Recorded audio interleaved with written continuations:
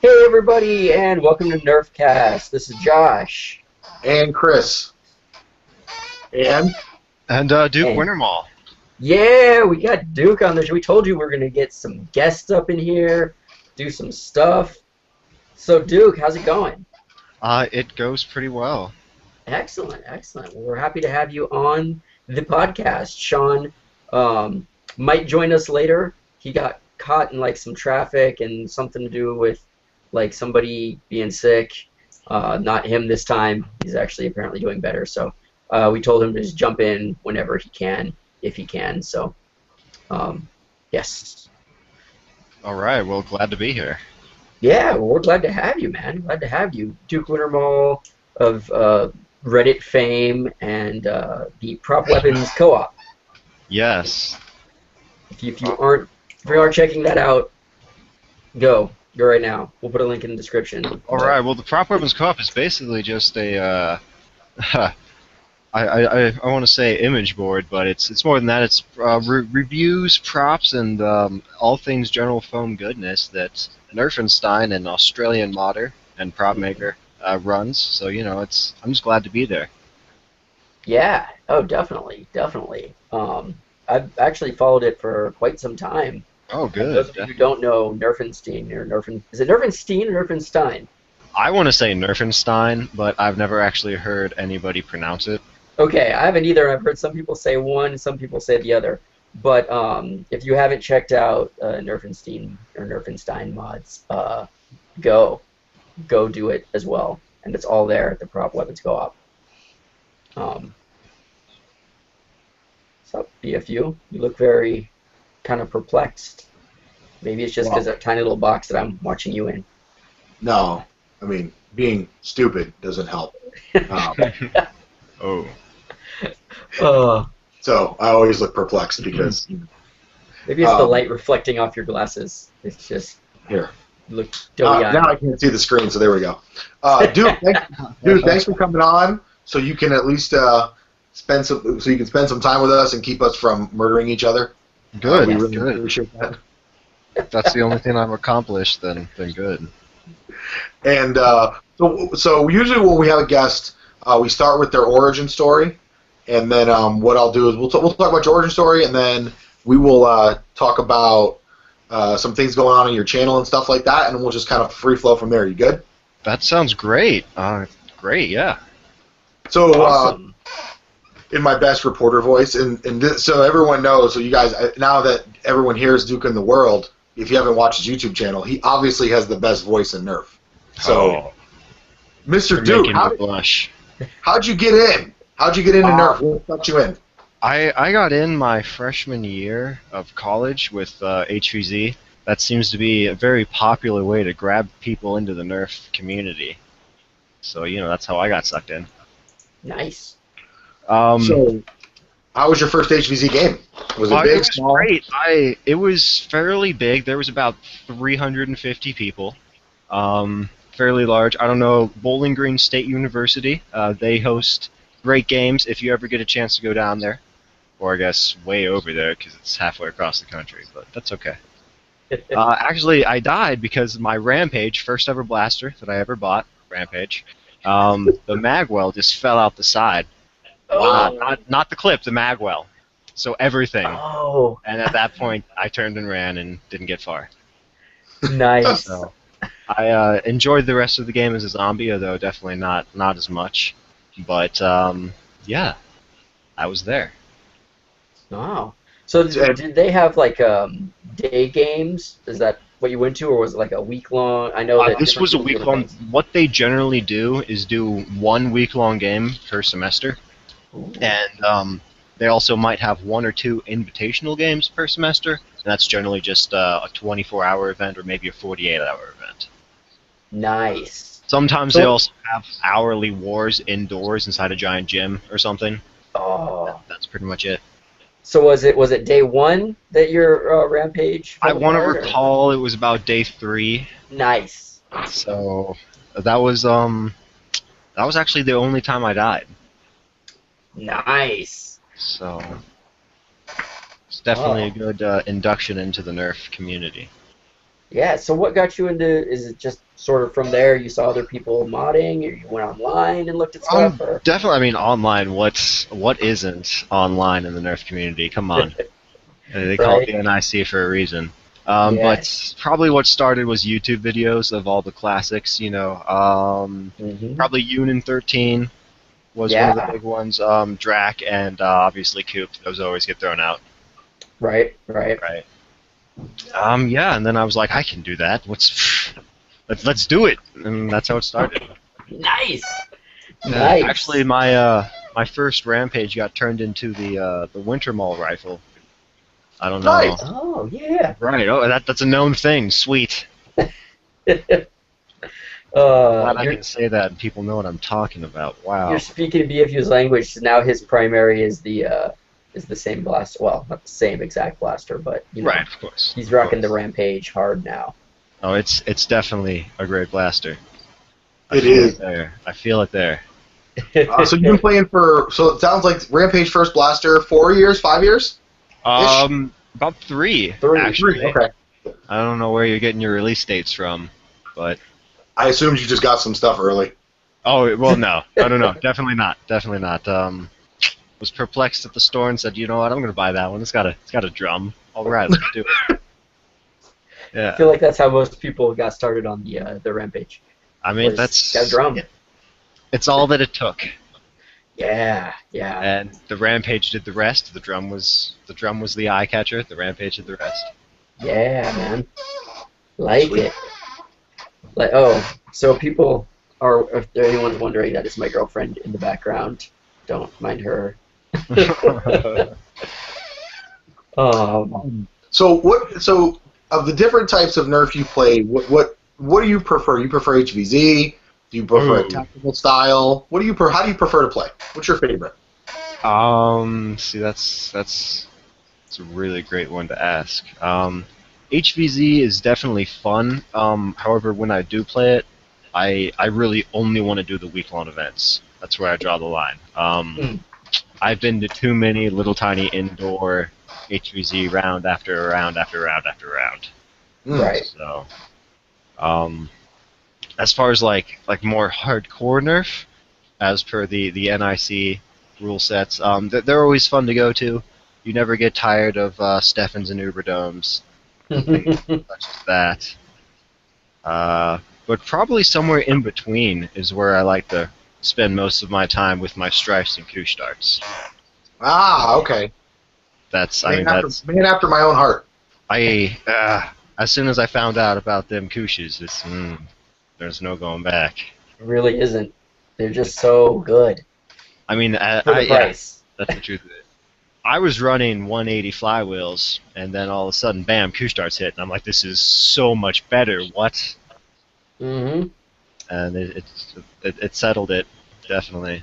It's where I sit now. Yeah, it switched me from flywheels back to Springer. Oh, did you really? Fun. Yeah. Why do you say that? So I noticed I did a better job. The accuracy was much better. So on the Rampage, I can hit a human-sized target at 50 feet 7 out of 10 times.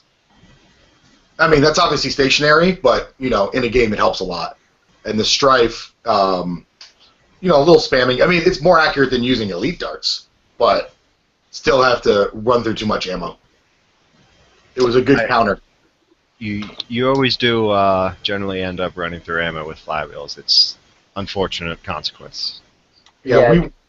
Go ahead, Josh. I was gonna say B.F.U's a big guy, and he has an aversion to carrying more stuff on him than he has to. So anytime he can get away with just like, oh, I could have a couple of mags and that's it, awesome. This is how mags ended up on blasters. Yes. That's true. So obviously, let's before we get any deeper into some other questions I have for you. What's going on with your channel right now? I heard you got some things going on. Just trying to squeeze out what I can. I've been inactive as far as YouTube for a while. What have I done recently? This is a good question. Probably the most recently would be the Dagger Rim War and the Yeah, my aerial footage, I guess is yeah, aerial war footage. There you go. Bam. Should have said that at the beginning.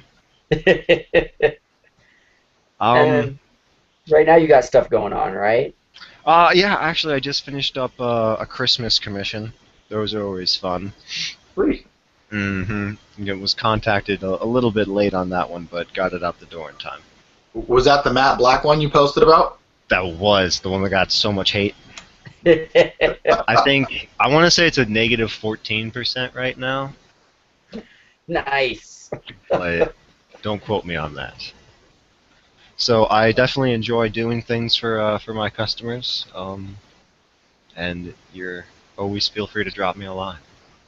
And we can personally attest from NerfCast that we've seen one of Duke's blasters in person, and it is pretty impressive. And I got to give you credit, man. The prices are very reasonable. Well, I believe, yeah. I mean, I try and do what I can. But that was one of the base performance models. I always love those. Those are commissions after my own heart. They say, I don't care what it looks like, give me power. I'm like, okay. There you go. Let's do it.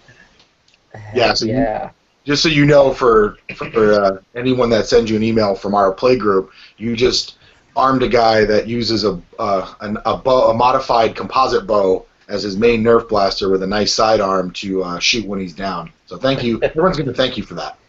Oh yeah. Good. Excellent. Glad to be of service.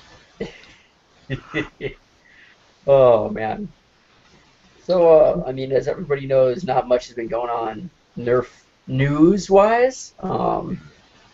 Yeah. I think it's been a busier week than I would have thought.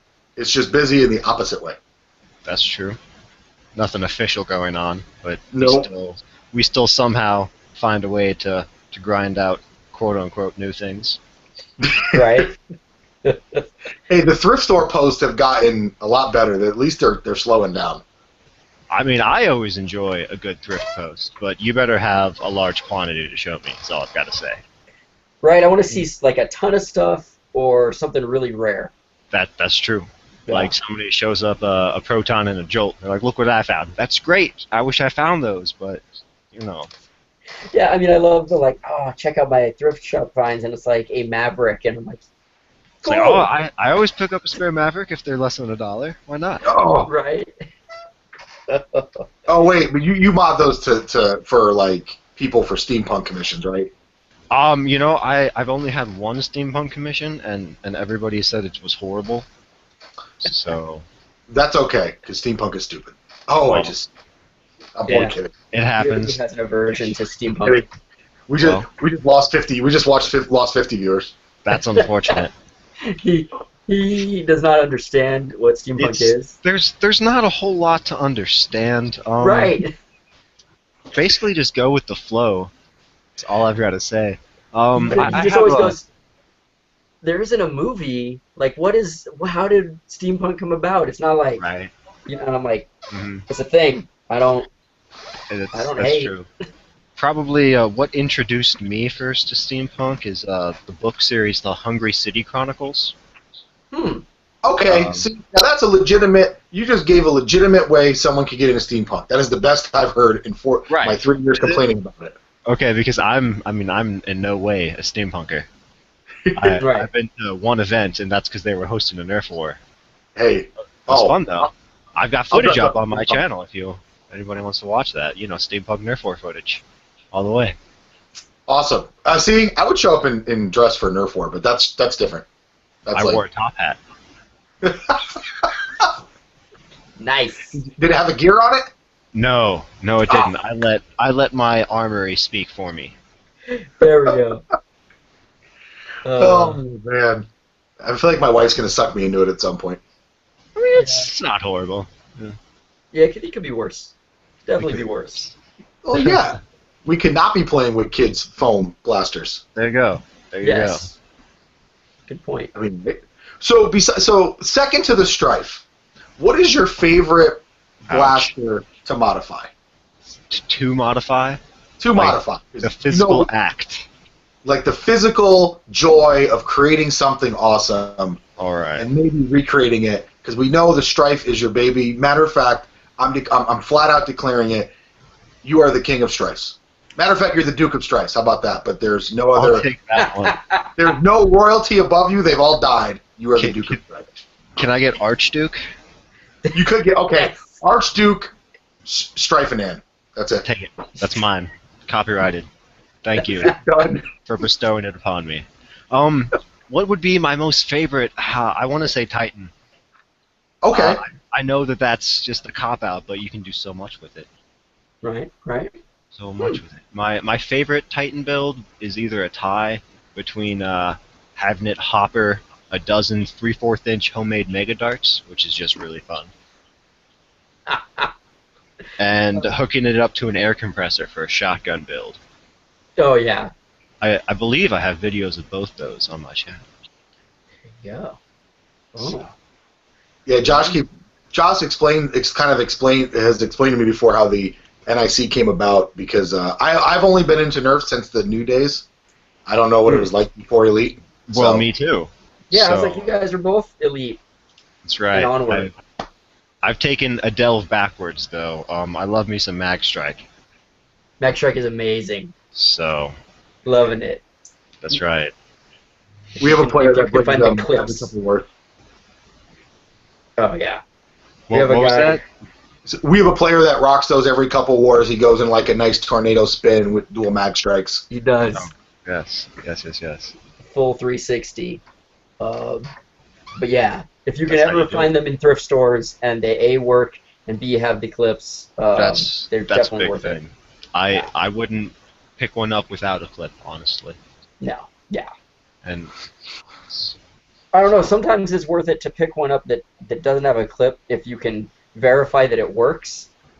Just so if you find one that does have a clip, but like the bladder's busted or you pump it and nothing happens, you don't have to do much. You can just take the clip.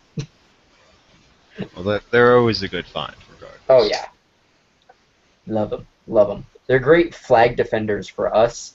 Anybody gets close to that flag and you can just spam the entire area with just so much foam. So much fun.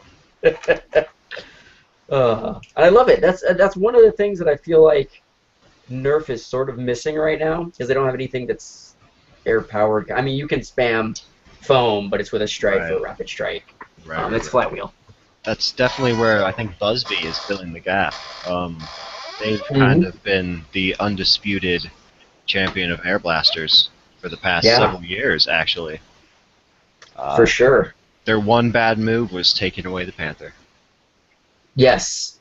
And then re-releasing with a smaller tank. The Air Max 1 is not the Panther. There's... No, I thought they had a Panther that had.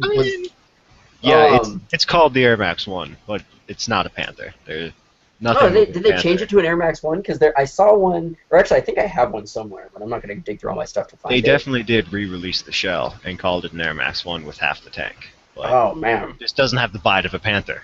So. Right. Right. I think that was the confusion. Yeah, there was something about like, oh, Panther, if it has a dot in the corner, it had a smaller tank in it. There was something a while back. Well, what it actually came down to was the pump shaft, but that's regardless because you can't find those anymore either way. Right.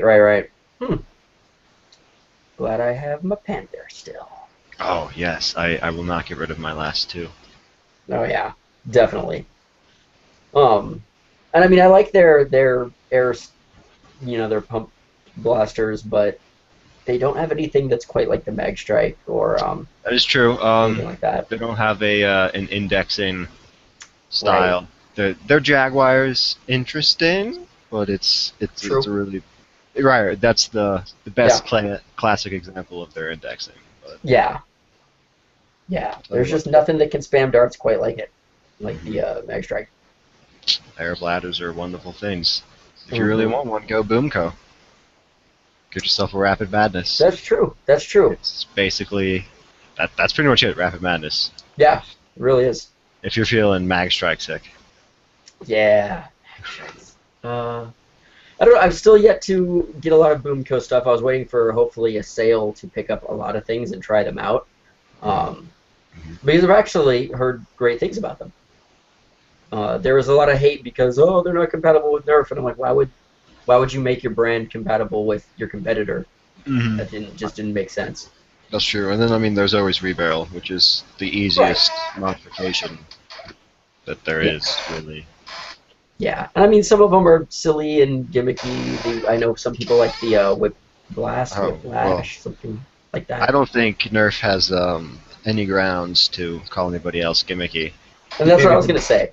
When people were complaining, like, "Well, you whip it," and I'm like, "Dude, really? Right. I You're mean, gonna complain about that? We have a slingshot on the way." The last blaster I modified was, I believe, I want to say it was a 95 Nerf Max Force Scarab. Ooh, yeah.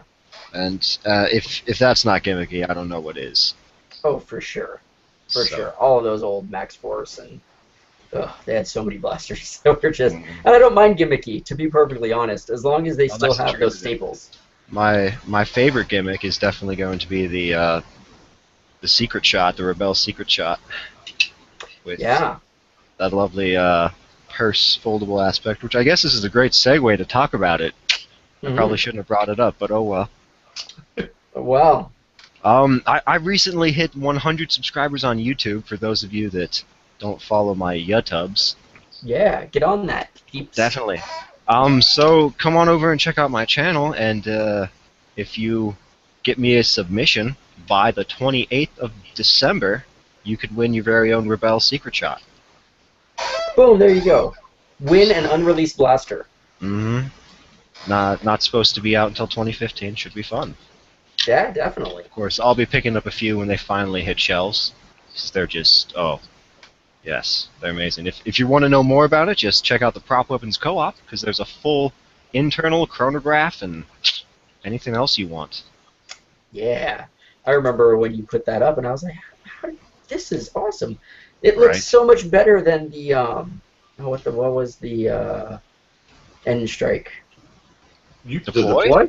Deploy, thank you. That was, yes, I heard that so much that it was just a new deploy, and I'm like, no. So I think the first two pictures on that article is it sitting next to a deploy. Right. Yeah. Yeah, they looked so much better. So no one was believing the deploy was flashlight mode, I think was what they called it. And like, that's a pretty good mode. Let's be honest here. Giant flashlight. And then nice flashlight. This one actually, when it's kind of, transitioned, it could be like a kid's toy purse or bag or something. Oh, no doubt. No doubt. Yeah. 100%. I can see these being incredibly popular amongst HVZers, specifically for their girlfriends. There you go. You paint them down, or you paint them down. You sand them down, you paint them, she can carry it wherever. Yeah. And even knows that she's got a blaster. People are always, I see a lot of people asking about that. Like, well, what do you recommend that I'm going to take into class with me? It has to fit my backpack or my pocket. Secret shot. That's my recommendation from now on. Yeah, there you go. 100%. Bam. For the spy on the go. There you go. Secrets and spies, man, they did it. Yeah, they're finally here. Oh, that's the decoder. Oh, I don't even want to go there. Whatever. I get it. They're trying to sell it without just being a Nerf blaster. That's cool. Whatever. Right. As long as they sell. At the end of the day, I'm buying the Nerf blaster, though. Right. And the thing is, I always go, we aren't the market.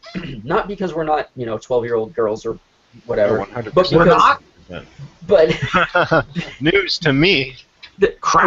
We're not the market because we're people who already are into Nerf. Right? And they're trying to grab all of those girls that might not have seen or been into Nerf in any way already. Right. So I mean, we'll buy it regardless. Exactly. So. If I own this, you can bet I'm going to pick up a Rebel blaster. Right. Right. Oh, fun stuff. I mean, I'm waiting for that Rhino Fire to go on clearance so I can get one. I'm never going to use it, but it doesn't matter. The only reason I would buy the Rhino Fire is for those dual drums. Yeah. I thought we could get it for $50. I thought 50 is a good price. I might just have to pick it up for 50 if I ever stumbled across one in the store. Oh, Walmart's got so many. There's no way they're not going to clearance it. They won't. That's very true. My Walmart I have the worst Walmart in the country because they never stock anything for Nerf, and they've got piles and piles of that thing laying around. Right. Who wants to buy one? Right. I'm wondering if there'll be a dual ammo pack like they so commonly do. Ooh. Yeah. Rapid Strike came with the extra dual clip. The Raider came with the extra 35 drum. You know. Yeah. A 4-drum. Now, see, a 4-drum Right. Rhino Fire. That's what I'm saying. I could go $80 on that because the drums by themselves are worth about 20 each. I would say that around 20-25 if you can get them off. Did you watch the teardown of the one of the teardowns for the Rhino Fire? I have stayed away from the Rhino Fire since it first launched. Spoiler alert. I think I understand it generally. We were surprised that it ended up being only two flywheels that run the whole thing. Mm-hmm. I did think that it was going to have 2 cages at first. Right? Yeah. I was like, cheap. I give them, on one hand, I have to give them some credit for taking a pair of flywheels as far as they could possibly go. On the other hand, I'm like, you cheap sons of bitches. Mm-hmm. I mean, there's people out here putting in afterburner sets. Right. And they're going to make 2 motors go as far as they can go. Yeah. And we're just throwing them away like candy. Yeah. Man. That's that was disappointing. When I saw that, I was gonna buy one because we have a couple game modes where actually, if it's modded correctly, it could be useful. Oh, for sure. But then I was like, I don't know. I'm not. It's also a rat's nest inside that thing too. Oh yeah. Wire management is where it's up. Well, because they've got all those unnecessary locks. That's true. Jeez. It's so much cleaner without all that. That is true. That is true. I've only done stripes. I've never really touched anything else. But I do love me a nice clean strife. Definitely. Oh yeah. I mean. So when you're I asked you what your favorite stuff to mod was. And, yeah, I think I came back with the Titan as my secondary. So move on follow from there. up to that. What's your least favorite? Oh, least favorite. Now I've told myself that I will never do another Raven. I remember reading that. Yeah. Yes. So that's probably gonna have to be I vowed not to do another one. How can it not be my least favorite? Interesting. What about the Raven in particular just made you never want to go in again? Well, coming in at Nerf, where I did, having the Strife readily available, I guess I didn't see the Raven as awe-inspiring as the birth of the flywheel, so to say. So Right. I came in after it was already the Golden Boy, and it just looked bronze to me. What's your Golden Boy? Yep. Makes sense. So that was pretty much it. But as far as actual mechanical issue I find with it, it's got to be the foot-long faux barrel and its clunky trigger pull. Yeah, that is the thing. I wanted to like the Raven, and I remember when it came out in a time when we had the barricade, which you had to push the flywheels together more to use streamlines, and you had to take a Raider, I guess at the time it was the Raider magwell, and put it on the bottom and do a bunch of stuff so you could insert mags into it. So when it came out, I remember it just being like, holy crap, this changes the game 100%. Right, exactly. And but other than that, I've never liked it. It looks kind of nice. Like it. But yeah, there's nothing. I don't like really the bullpup design. I'm not a huge fan. And then, like you said, the trigger pull is clunky compared to the Strife, and you've got that big long faux barrel that doesn't help anyone. Just kills your performance. Yeah.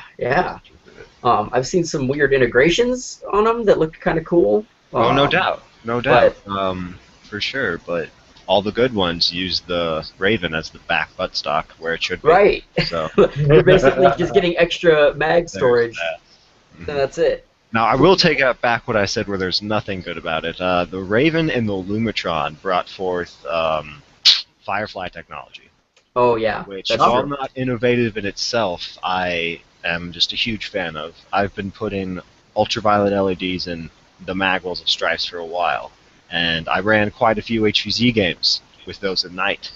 Ooh, And I gotta tell you, it's definitely no other way to do it. When you run an honor-based game at night, you right. you gotta have those tracer rounds. Oh yeah. Tell I you mean, if what, we could get uh, Glow in the dark BW12. Goose. Huh? glow in the dark Glow- Koosh darts. That's what I was I gonna heard say. that. If we could get glow in the dark Koosh, oh man. I looked for a while to get glow in the dark foam, but that was before Pack D went down. I Right. actually ordered some soulless foam, is what they called it, their glow in the dark foam. And when the package showed up, it was headless foam, which is the light blue stuff they had. So I didn't get my glow in the dark. Now I placed another order with them, and I told them about it, and they're like, "Okay, we're gonna send you 200 pieces of foam this time, and an extra 100 pieces of heads." And I'm like, "All right, that's fine. That's great. Thank you so much, guys. Giving me the extra heads." But when it showed up, it was still headless stuff, not glow in the dark. But I did get 100 free darts out of it, so I can't be Oh. too mad. Right. And they tanked shortly after, so Ah, let's just be happy I got those 100 free darts. that's true. Oh man. Yeah, But glow in the dark is definitely the next step. I've tried to find out how to source it. I just can't get my hands on the stuff. Yeah, yeah. I didn't think it would. If Nerf is doing it, I figured that it wouldn't be that hard. But Well, I mean, they haven't make seen it a lot of right in people. a chop. Well, Like, yeah, exactly. we find materials and repurpose them. Our foam is foamless. Blah blah. I'm talking gibberish FDR? here. Yeah, foam backer rod, aka Yeah. cocksaver. It Yeah. has its purpose in filling insulation in windows and things like that. And most people and- don't have glow right, in the dark. And we're the idiots who Okay. shove it down barrels. Right. I mean, I And understand who how wants it's their hard insulation to glow in the dark? Yeah. I mean, I understand it from us, but I mean, like, whoever's making Koosh in China, I'm surprised Yeah, that they you haven't thought- replicated it. Right. Yeah. Yeah. That's Yeah, where what's getting me. the soulless foam from Pac D came in. I'm pretty sure they might have been the only third party that Right. recognized the glow in the dark foam, although I never personally got any, which is unfortunate. Right. Yeah. So we'll see when Orange Modworks finally squeezes out their darts. What happens? Yeah, okay. A couple of years. Right. I'm still looking forward to the clips, but truth be Yes. told, I canceled my order about a month ago. Yeah. I mean, don't get me wrong. Everything that Orange Modworks has. Oh, it's looks such good. good ideas. Yeah, no, Yeah. it looks great. It looks great. And I they're mean- lovely 3D modelings. Yeah. They always. I mean, I always get excited, but then I remind myself not to place an order.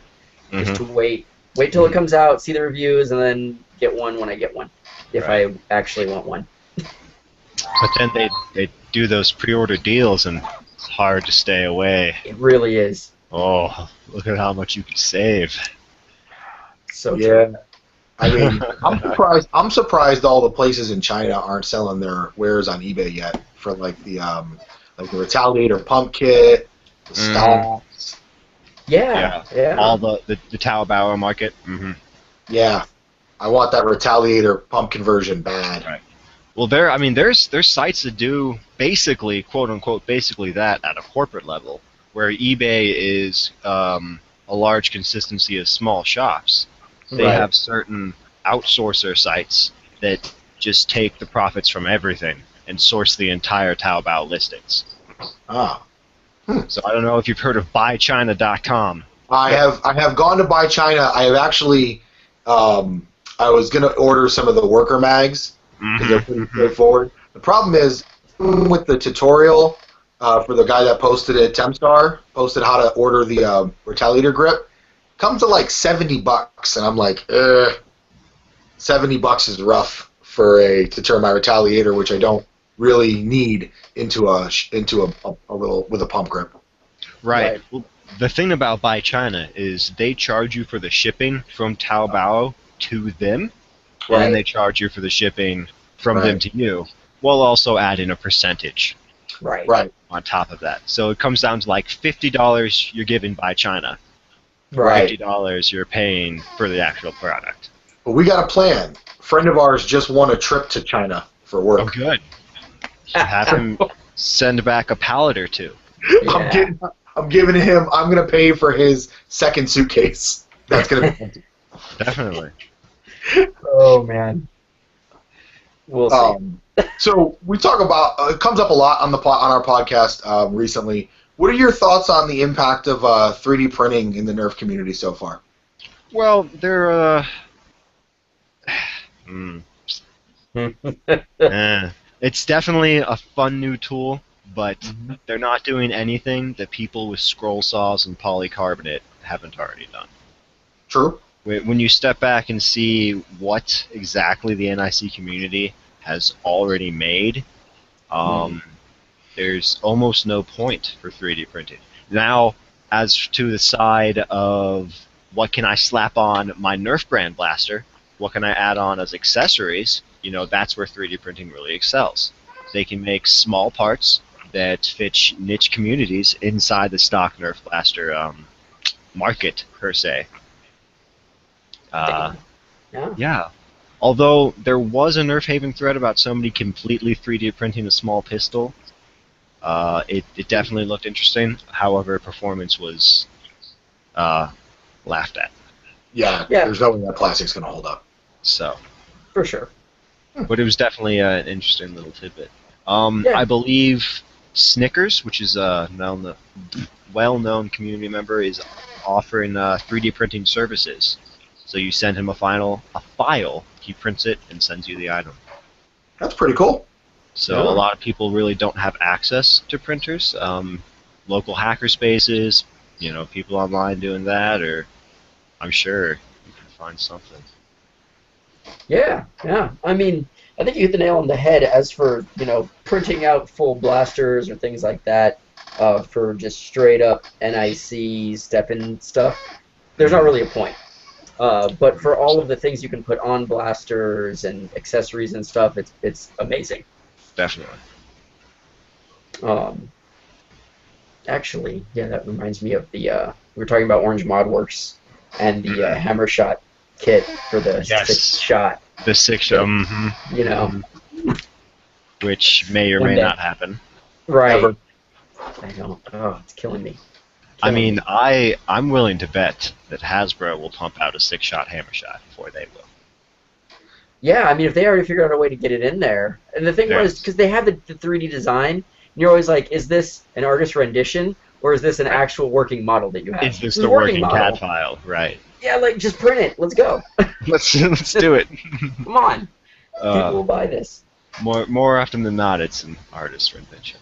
Yeah. But. Which is sad. Saddens me greatly. Yeah. Every time. Hasbro better get out some more hammer priming blasters before I have to go over there and burn the place down. Well, I don't know about that one. I was none too impressed with the double shot. Yeah. That's why we need more, because the second one they put out was shit. Right. Right. Hence my need more. I would have liked to see the what is that? The Sharpfire, the inline jolt that just launched. Yep. Yeah. I would have liked to see that been a hammer. Just at the back, just for shits and giggles, because it doesn't have anything else going for it. Right. So. The messenger, I wouldn't minded. The Sharpfire was definitely a head scratcher for me, at least. I was like, okay, that's like something that looks like you got denied going to production like 5 times, and they needed to fill a hole, and they were like, hey, what about that Sharpie? Put that Sharpie out there. Okay, do it. Right. We can do this. Right. Yeah. The messenger was almost a direct response to the triad strike. So I feel like that's the reason it had the pullback and not the hammer. But it would be interesting to see a small 3-shot hammer. But at that point, you're saying you're basically just working from the double shot back, Right. And also, when I mentioned the Sharpfire, that's just a single shot. So all we're really doing here is saying, just give us a range of blasters with a hammer, ranging from 1 dart to 20. We'll buy every single one of them. I mean, I would. I'm not gonna lie. You will. I mean, I almost put a messenger in a Sweet Revenge shell because he asked me to. He was like, "Oh, could you make it into a hammer?" And I got to the point where I'm like, "All right, if I cut this, there's no going back." So really, what am I accomplishing? I'm losing 2 shots. Right. This is pointless. And I just put it all back together and was like, no. It can be done, but why would I do it? Right. You know. The problem is Landgrave's already made the ultimate as far as I'll ever want for a hammer. That hammer rifle he made is I love that thing. Yes. Yeah. That makes me so happy. Reminds me of the old Maverick rifles. Yep. Yeah. I mean, even if Hasbro brought out a 6-shot hammer shot, or they did like a flipping hammer shot, so you could do 5 and then flip another 5. The flip fire with a hammer. Yeah. Yeah. I would. I mean, I could see why they went with the slide pull. That's like that's their thing. Right. I feel like that's the default, and if it's good, then maybe they'll expand on it. But it's always like, okay, pull back. Don't fix it. Yeah. Sure. Makes sense. What do you think of the flip? And that's been in the mod community for forever, right? Right. Like, they've done it with Mavericks, with strong arms, so... Sorry. I had a nightmare about strong arms. Because I went to Target looking for that Flip Fury. I went to a Target I usually go to, and I swear to God, the Target I stopped at, that's all there was in stock for Christmas was strong arms.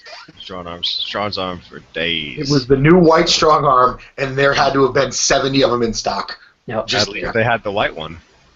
Yeah, I've been seeing those all over now. Oh, it made me so sad. Which they look nice. Actually, they look really nice if you flipped it and underbarreled it on the new Retaliator, because the white and white would look pretty sweet. Also, getting more reports of Hasbro's shotting painting. Yeah. So, not sure what that's about, but I hope it resolves itself. Yeah. So the Rapid Strike we found it. Josh found an XD Rapid Strike. And the Elite. There's no way that's going to stay on the blaster. Ha. It's already it came out of the box already partially chipped off. Well. Yeah. I got to find some touch-up paint. Yeah, it is what it is, I guess. I don't know. Adding the orange stock really screwed up. I don't know. It's like it's like they're colorblind. We're gonna put a white stripe, but then we're gonna add the orange buttstock. That doesn't make a damn bit of sense. Wow. I was so mad. So mad. I was like, it's perfect, it's what everyone wanted, and I was like, click. What? Put it back in. Yeah. Oh man. I mean, we still don't have a replacement for the Raider stock. I was looking around to see if I had one laying on the ground, but right, Raider stocks, the Thomas stock, as some people commonly refer to them, which is my favorite name for them, the Thomas stock. Really? You already have the molds. You literally have to change nothing. Right. Well, I feel like they feel that they've already rehashed it enough with their what is those? These Super Blasts, I want to call them, or Super Shot. I don't know, but yeah, they're Super Soaker line. Yeah. Super Soaker line. So the problem is with those, if you put some of them onto Nerf blasters, they have a little tab that you have to cut out. See, I've never experienced that. I did have the red, the blue, and the white Super Soaker stock of the Raider variety. Now, I'm not sure about said Lightning Storm stocks and other attachments, but I've never personally ran into that. So I've seen it happen, and I don't know if it was like a generational thing, but on I had the blue, red, and I've used the white as well, and on the white, it was weird because I had one that worked fine, totally good. Went and bought another one at like a Ross or something because I found it for cheap. And I'm like, dude, well, I love the stock and it's only like $10, whatever, I'll just buy it. And threw it, and I just couldn't get it on the strife. It was fine. Didn't notice it because the strife doesn't stick out. It doesn't have that little where the reverse plunger tube used to go in all of the pre-elite blasters. And when I put it on like a Retaliator, an Alpha Trooper, I think I used it on, it was like, what's going on? And I opened it up and was just like, what is this? So I don't know. I see what you're saying. Yeah. Yes, where it stops the back of the end cap, as people call them. Exactly. Okay. Okay. On the Strife and Right. the Scratches. Spectre, not a Like problem. stockade, things like that. Right, Little anything where tiny it's tiny, chopped off. Of course. totally Of course. good. But it doesn't work with any of those old ones, or not even old, because the new ones have the same size, even though they don't need it. It's weird. That's why we buy Dremels. Yep. That's true. That's true. You never have enough Raider stocks. Yeah, I just wish that they would perfect, because even if you look at the two Super Soaker, or three, I guess, we count the red and the blue being different, but the Super Soaker ones that came out are a little bit different. They have like some different. Oh yeah, they no, move, definitely. It's a completely different back portion, I want to say. Yeah, the mechanism is the same, the way it slides, but the back Right. portion is totally different. It's a different mold. They definitely did some different body work to it to make it look different. Yeah, which initially had me really hesitant to pick up a Rampage, because the Raider, the Raider Came with used the to get you get the stock, and you would get the 35 round. So when it came out, I was like, well, so now I'm getting 25 and no stock. Seems like for you're like getting the same gypped. price. Yeah. Right. You're like, hey, what happened to my stock? What happened to my extra darts? What's up? Yeah, and I mean, I Like, like the shoots 25. farther, kid. Get out of here. Go. Figure it out. Buy what re-release. Yeah. So I just keep expecting them to drop it with something, even if it's like a Strife mission kit exclusive or something to just. Right. I don't know. Because then they change. The Rampage has kind of been left behind. Yeah. Whereas all the other blasters kind of came out in their own little separate pack. The Retaliator had their. They called it the Rapid Strike mission kit, which is funny because this was before the Rapid Strike came out. Remember that. Right, and then the Strife mission kit came out, and it came with, the stock, the barrel. Well, actually, it was a stockade stock. Was a stockade stock. Was a stockade stock, and then the barrel. Great. More grip. Right, definitely, it's a great stock. Because it's not really worth buying a stockade just for the stockade stock, but. Even though I had to do that. Yeah, I mean, a lot of people did. But. Now it's like. Right. Strife. Which also, and here's another thing that's kind of getting on my nerves. And maybe I just can't. Oh no, I know what the other one is. I was going to say the Strife has been re-released in orange, which I don't like. I agree with you for a multitude of reasons. And the only other thing that's come out in the orange like that I can think of is a Night Finder. Right, the Fire Strike. Or the Fire Strike. I'm sorry. Yeah. And I'm like, dude, everything else is white and looks awesome. Why would you just totally kill the Strife? Because I would love a white Strife. Who doesn't love a white strife? Ooh. I mean, I think I've done one white strife and I've gotten so many compliments on it. Yeah, I just throw a blue stripe. I mean, basically, swap the colors are good. There you go. Swap the colors. You're good to go. I don't understand. Everything else looks amazing. And then there's right now I haven't seen anything for the Rampage. Definitely, the Rampage is definitely vying for a Redux. It needs one. Yeah. Even the Sonic Ice line, that's getting stale. I have to say. Yeah. It's not enough. Not enough, Hasbro. Feed us Rampages. While you guys wait for everything in white, I want everything in that Zombie Strike green color. I would love that. Okay. Love it. I like it. At least a new Hammer Shot in the Zombie Strike green color. I can see that, a green Hammer Shot. I can see that. I'm surprised they didn't bring a Hammer Shot out in like a double pistol kit type thing, because they brought out the dual Magnus pack. Yeah. I like to refer. That crap. Yeah. I like to refer the dual Magnus pack to a Magni pack. Yeah. So they had the Magnus, and didn't they do a rough cut? Yeah, Costco exclusive, except that my Costco they just don't have it. You just live in a place that hates Nerf. That's what it is. Yeah, I do. And they have the green too, which really pisses me off even more. I want that green rough cut. Right.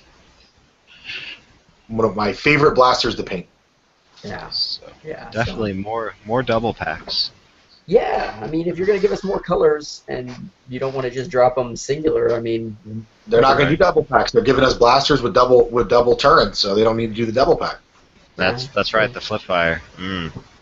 Yeah, speaking of the Zombie Strike stuff, day after Christmas, for those of you that celebrate, and for those of you who don't, is the 26th of December. Yes. Zombie Strike is supposed to announce some blaster. quote unquote new. Yes. Say quote unquote new because I don't know if Hasbro has actually officially announced anything that we've seen. Like Right. the Flipfire, that's Zombie Strike line, is it not? I would assume so. I believe it is. Strike. Flip Fury, sorry. Right. I guess we are just butchering names here. Yeah, you know, it Although, flips. in our defense, it's hard to keep up. It It is. really is. I mean, at least they stopped using this R for everything. 'Cause, Right. like pre-Elite, it was like Raider, or no, it was like Raider, Retaliator, Rampage. Everything had a friggin' R. That's true. That's what I'm getting at. So if you guys are betting men, what are you betting on will be the announcement? Because I'm a gambler, I'm going to say it's a false announcement. Nothing will be launched. I like that. Yeah. We're going to go the whole day, and everyone's going to be disappointed. What about you, Josh? Yeah, I mean, honestly, I was kind of thinking that nothing that we don't know about already is going to be announced. I can see that happening too. They do a big redux of the Flipfire. Right, exactly, and they're just like, well, this is our official announcement of it. So Right. Look that's at what it. we're talking Look at all these high-res shots we have. Right, and we're like, oh, awesome. There's nothing. I'm the dreamer of the group, so I'm gonna go with Flip Fury, but mega caliber. You think they're going to I don't start think so. throwing in Zombie Strike Megas? I think it's a little bit too soon for that. No, they've already got Mega I'm Zombie out. Do they? What? Yep. Yeah, you can buy the darts already. I have seen the darts. You're right. The Magnus double pack. Magnus That's, double pack. That's Zombie Strike, isn't it? Yep, It is and you can indeed. buy the dart That is- standalone. You can get the dart standalone too. Ouch! I can't believe they did that. It's I mean, top not that off. I like the green Mega Darts, Well, but my only problem is the name is the Nerf N-Strike Elite Mega and the Nerf N-Strike Elite Zombie Strike. So now it's what, the Nerf N-Strike Elite Mega Zombie Strike? Yes, Yes. with extra letters and more words just for your Right.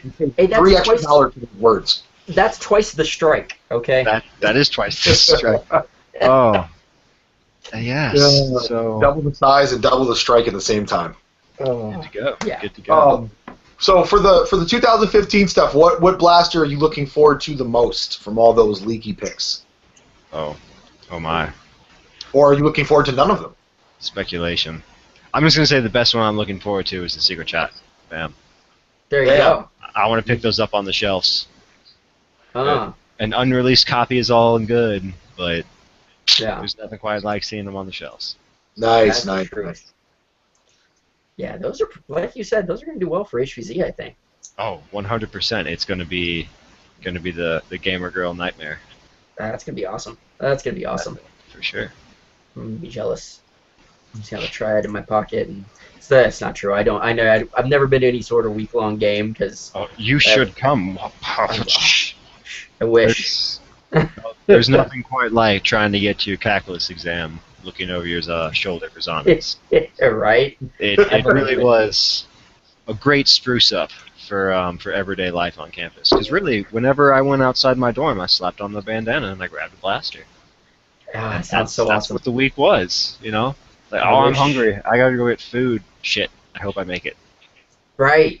And that's what originally, when I first started looking into HVZ and stuff, I was just like, this sounds so awesome. There's no way for me to do this. I don't live on a campus. I haven't been in Right. school for years. You know? And I was like, I mean, how can I get Don't people... let that stop you. Right. Like, That's who all I can I gotta stay say. with? Yeah.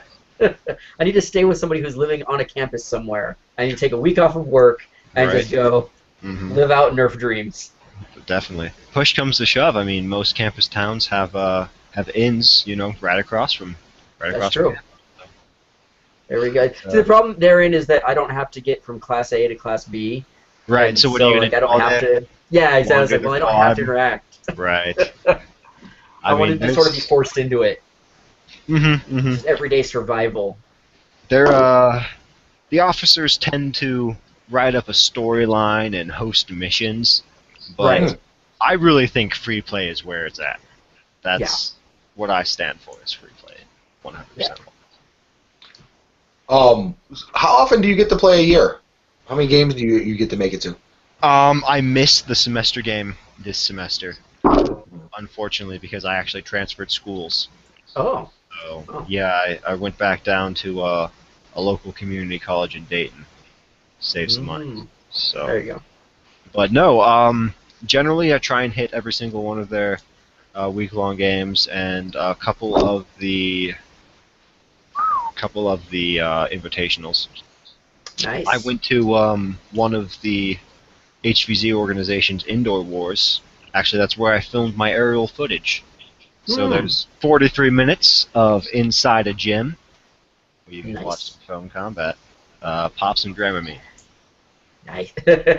So uh, so when they did the inside invitation, because now, and I haven't obviously seen it, is it's just a big gym. mhm. Like that's it. But are you guys playing HBZ in a gym? It's all HVZ, unfortunately. Oh, interesting. Okay. You call it interesting. I call it JIP. I mean, I haven't been to it, so I can't say. It Right. sounded not like the most exciting thing. Hmm. If I had a giant indoor space, I would probably be shooting at other people back and forth. Oh, of Sounds course. like way more Well, fun. what unfortunately just happened is a new officer corps was sworn in. Mm, So where in the past you go to these gym wars and maybe 33% of the games will be HVZ or right. some kind of zombie variant, whatnot. Hmm. Unfortunately, this one it was 100% zombies. And Yeah. we even did a round of zombies versus zombies, which Huh? is not really what I'm there to do. It basically turned into Is that tag? a mix between tag and leapfrog. Yes, Okay. Yeah. that's what it Oh. was. I don't even understand how that would work. So I sat in the Zombies corner versus with my zombies. stripes and filmed. Yeah. Yeah. I mean, there's nothing wrong with embracing being a zombie once you've been turned, but Oh, 100%. you know, 100%. That's zombies versus zombies sounds like not a. I don't know. so. I'm hoping that group gets a little. Although that's not to say that anything's wrong with them because they are at the core an HVZ group, and I'm 100% there for that. That's what it is. It is Hmm. BG Undead. You know. Right. So I have the most respect for all their zombie games. I love it to death, but the rare occurrences of hour-long wars inside of gyms should limit zombie exposure for the Yeah. sanity of everybody. I think. Yeah. No, I agree. I agree. So, I love just flinging foam at people, whether they're flinging it back at me or not. yes. You know. So, Um. I was gonna ask you something else, and I totally forgot. wow.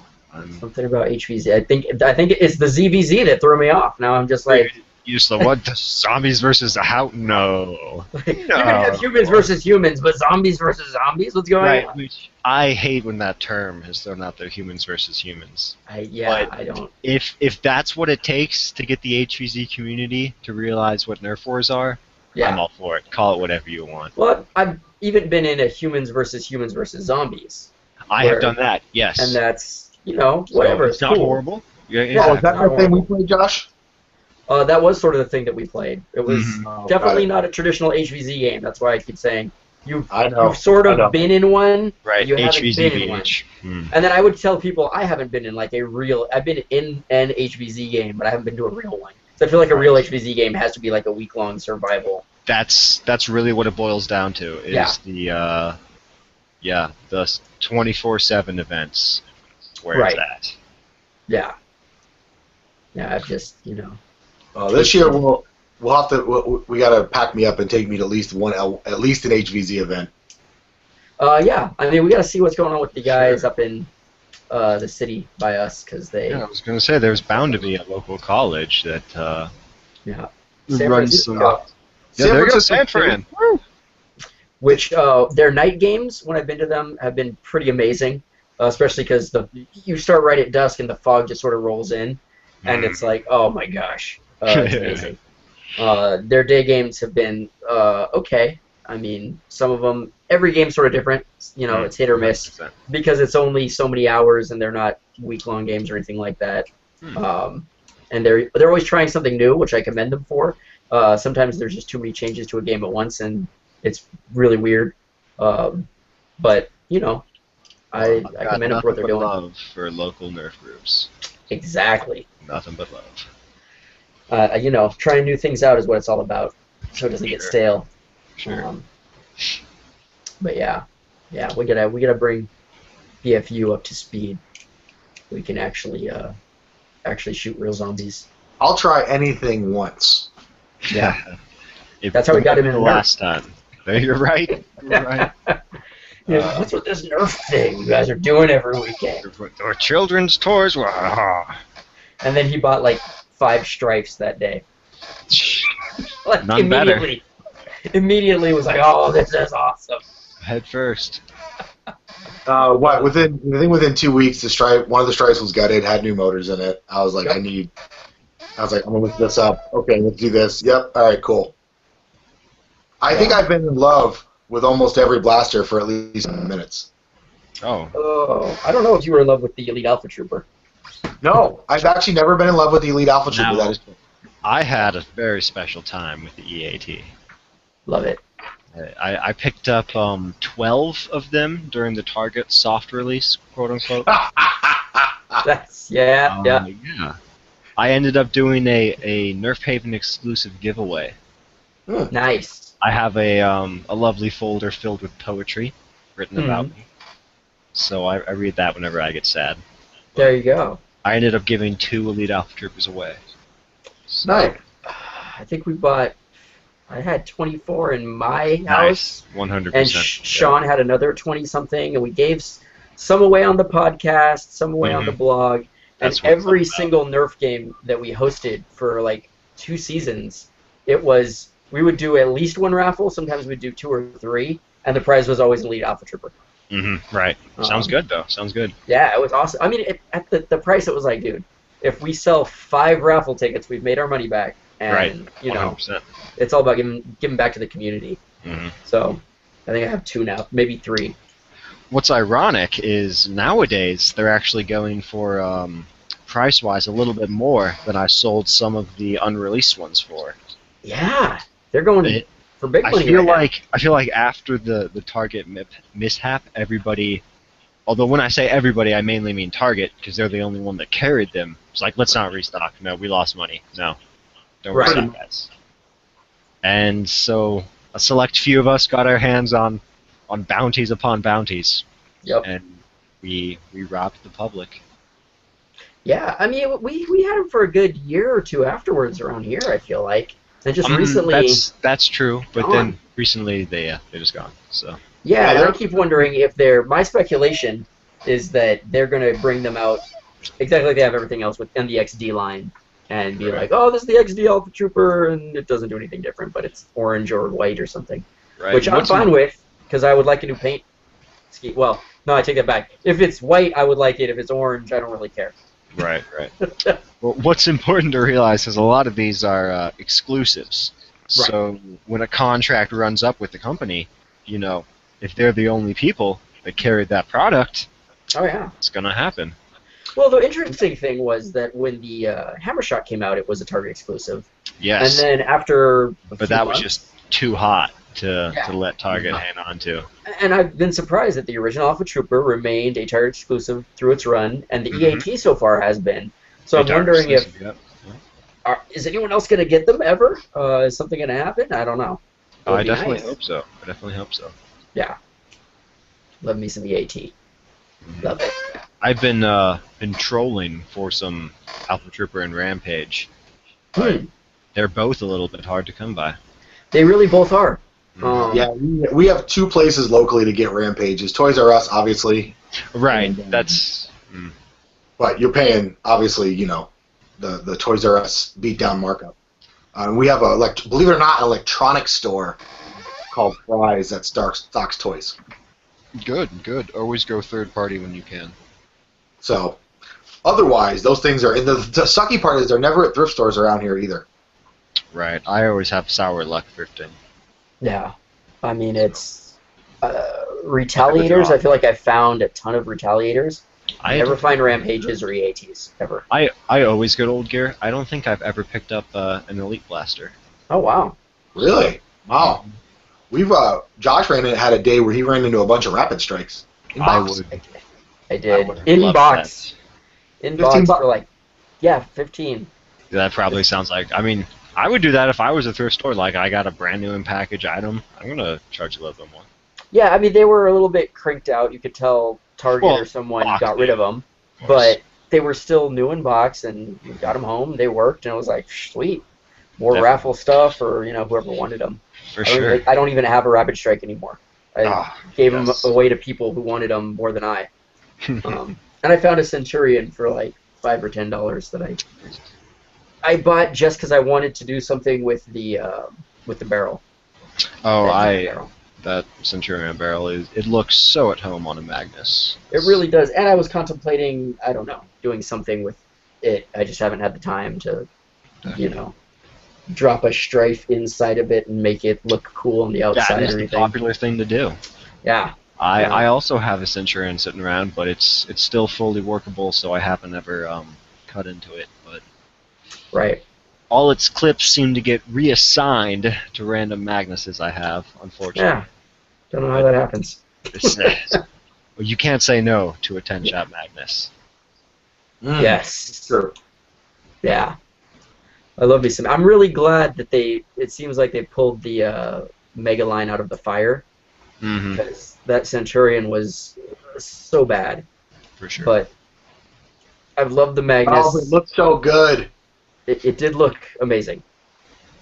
It did look amazing. But everything else, the Mega has been so far decent. Well, it looks decent, at least. I mean, well, yeah, okay. The Magnus, I would say, is decent. It's better when you mod it, obviously. Oh, 100%. It's so amazing. I can't decide if I like the Manta or the 10-shot more. Right. There's something about holding the Manta that just sends shivers down your spine. And then we had a lot of people, and I mean, I don't think this is going to catch on, but we had a lot of people that really liked the Thunderbow. Not as actually being practical, but just being stupid fun. And you got to realize we do have a guy who uses a composite bow. So it was kind of like, well, if we can hit him with this, it's awesome because we still kind of shot him with arrows, like with the bow and arrow.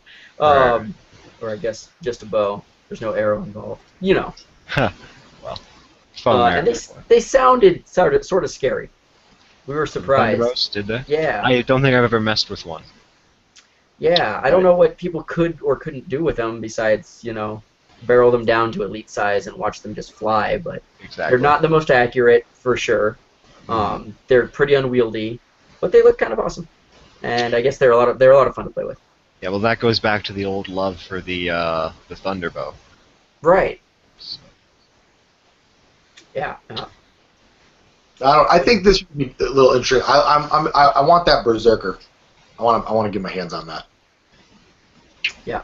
See, when you say Berserker, the only thing I can think of is that giant Busby green mass. No. That they call Berserker. I'm a little bit mad that there's a new name for Berserker now.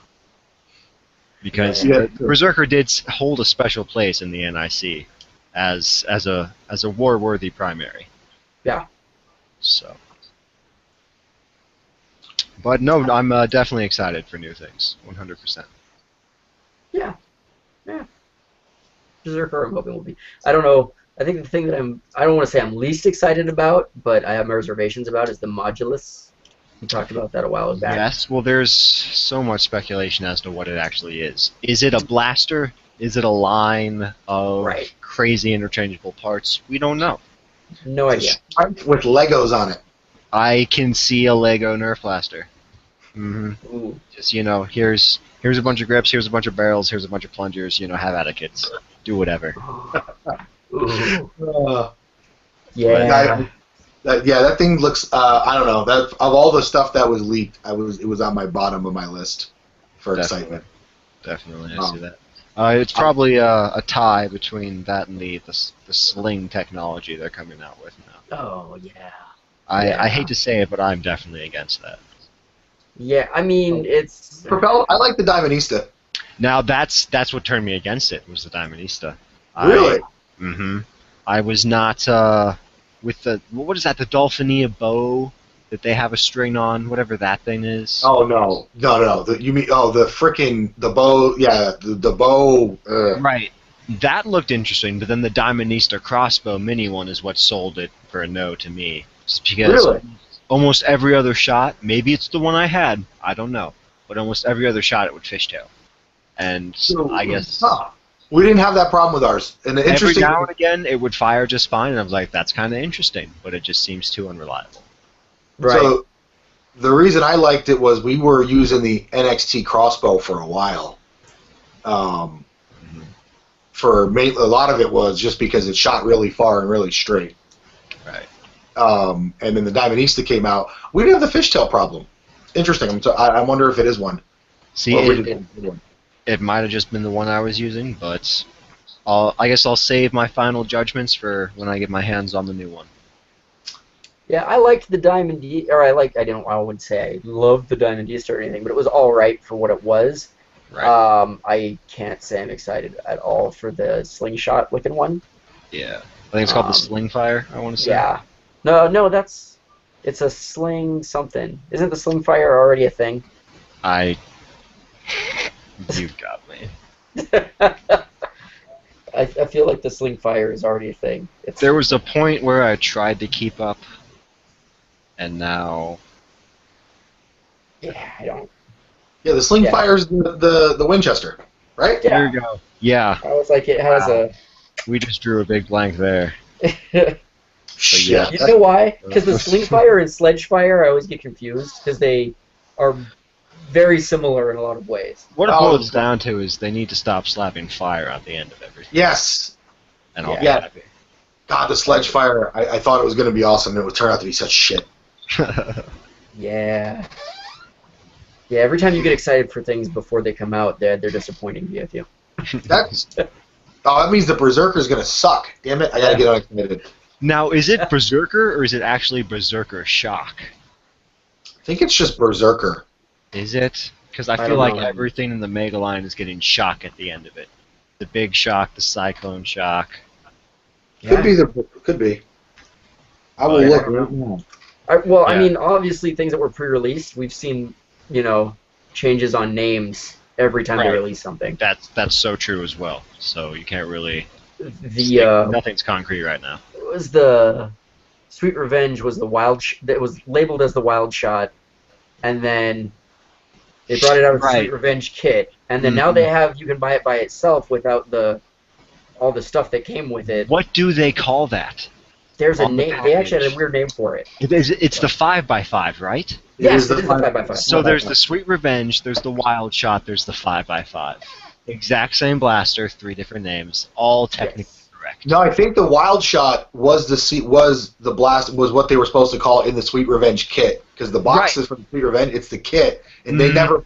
Wild Shot was only said on promotional stuff, because nowhere in that box I think they did say Wild Shot. That's true. The Sweet Revenge kit, quote unquote, is technically blaster. It's the eyewear, it's the holster, it's the blaster.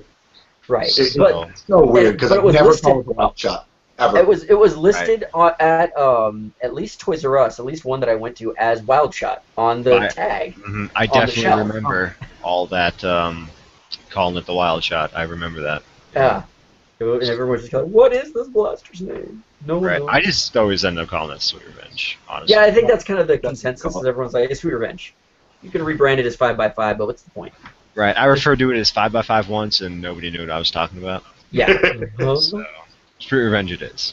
The Rebel line, for everything that's been disappointing about the other lines, the Rebel line continues to surprise me most often. Yeah. I mean, I didn't think I'd like the Guardian crossbow. And I like the Guardian. I mean, obviously without the crossbow arms, but I liked it. It was a strong arm, but I personally am not a fan of the strong arm, but me there's neither. nothing wrong with it. Right? There's nothing wrong with it in stock form. It's just if you try and put too big of a spring in there, a little bit too powerful, those little plastic nubs that serve as the catch and also let you slam fire, they just go right away. Oh yeah. Whereas I'm not a huge fan. The Maverick had a solid metal bar going from one side to the other. Exactly. Whereas I had to get rid of that to enable slam fire, and it's Yeah, Slamfire. I never use it I, except on the rough cut. Rough cut's the only thing I Slamfire. Right. One of the few. Yeah, slam firing is definitely a Hail Mary last attempt kind of thing. yeah. Get all the darts out now. I've had it used against me to some success, but I never use it. Never use it. I feel like the split second it takes just to steady your blaster is well worth it. Yeah, exactly. Yeah. If you want to spam darts, just buy a Strife. Oh, there you go. Strike from Rapid Strike, either one. Yeah. That's your spammer. Mm-hmm. The Rapid Strike. Oh. We went through a 5-game stretch where the field was dominated by Rapid Strikes. Yeah. It was not pretty. Flywheels are definitely the way of the future. Ooh, yeah. It looks like Nerf is going that way. What? Yeah. I don't know. I like flywheels. If every blaster becomes a flywheel blaster, I feel like the game gets very stale. Well, they're definitely trying new things. With the strain, we're seeing a brand new propulsion method. Right. Yeah. So, it definitely shows that their eyes aren't closed. And I think after things like Zing Toys, Tech Recon, and Boomco, they can't afford to have their eyes closed. Oh, definitely. I mean, we've been saying that for a while. Like, they just need some competition to keep them honest. For sure. Now, since I brought up Zing Toys, I love their Rip Rockets. Yep. Yes. I always carry a pocket of Rip Rockets. At almost any war I go to. They're so fun. Pick up a pack or two. Oh, you won't regret it. What was funny to me was I noticed someone on the thread on Reddit we were talking about earlier, on the Gizmodo article. The author put in something about the Skyrockets, or the Rip Rockets, and someone, Sky Rippers, that's what they're called. Yep, Sky Rippers. Someone was like, well, why would you put them on instead of the bow? The bow is clearly superior and blah, blah, blah, and this and that. And I'm like, dude, has this guy ever used the bow versus the Sky Rippers? Because, I mean, yeah, the bow performs admirably, but... Not like Sky Rippers. Well, yeah, A, not like Sky Rippers, and B, you basically have to have it as your primer. You have to go out and say, I want to wield a Zing bow today, or you have to have, like, something really proprietary that you make to carry it on you, and then carry all these arrows. The Skyrockets are just so I have this tiny little thing I can put in my pocket, and I can just, wherever I can throw these guys on, I have extra ammo. You just 100%. fling at people real quick. And you only have to get them through one loop, right? That's another big thing, is the arrows take 2 loops. I find myself sometimes when I'm, quote-unquote, arching, missing a loop, and you're like, oh, God, hang on, let me try and redo this. Oh, shit. You know. Yeah.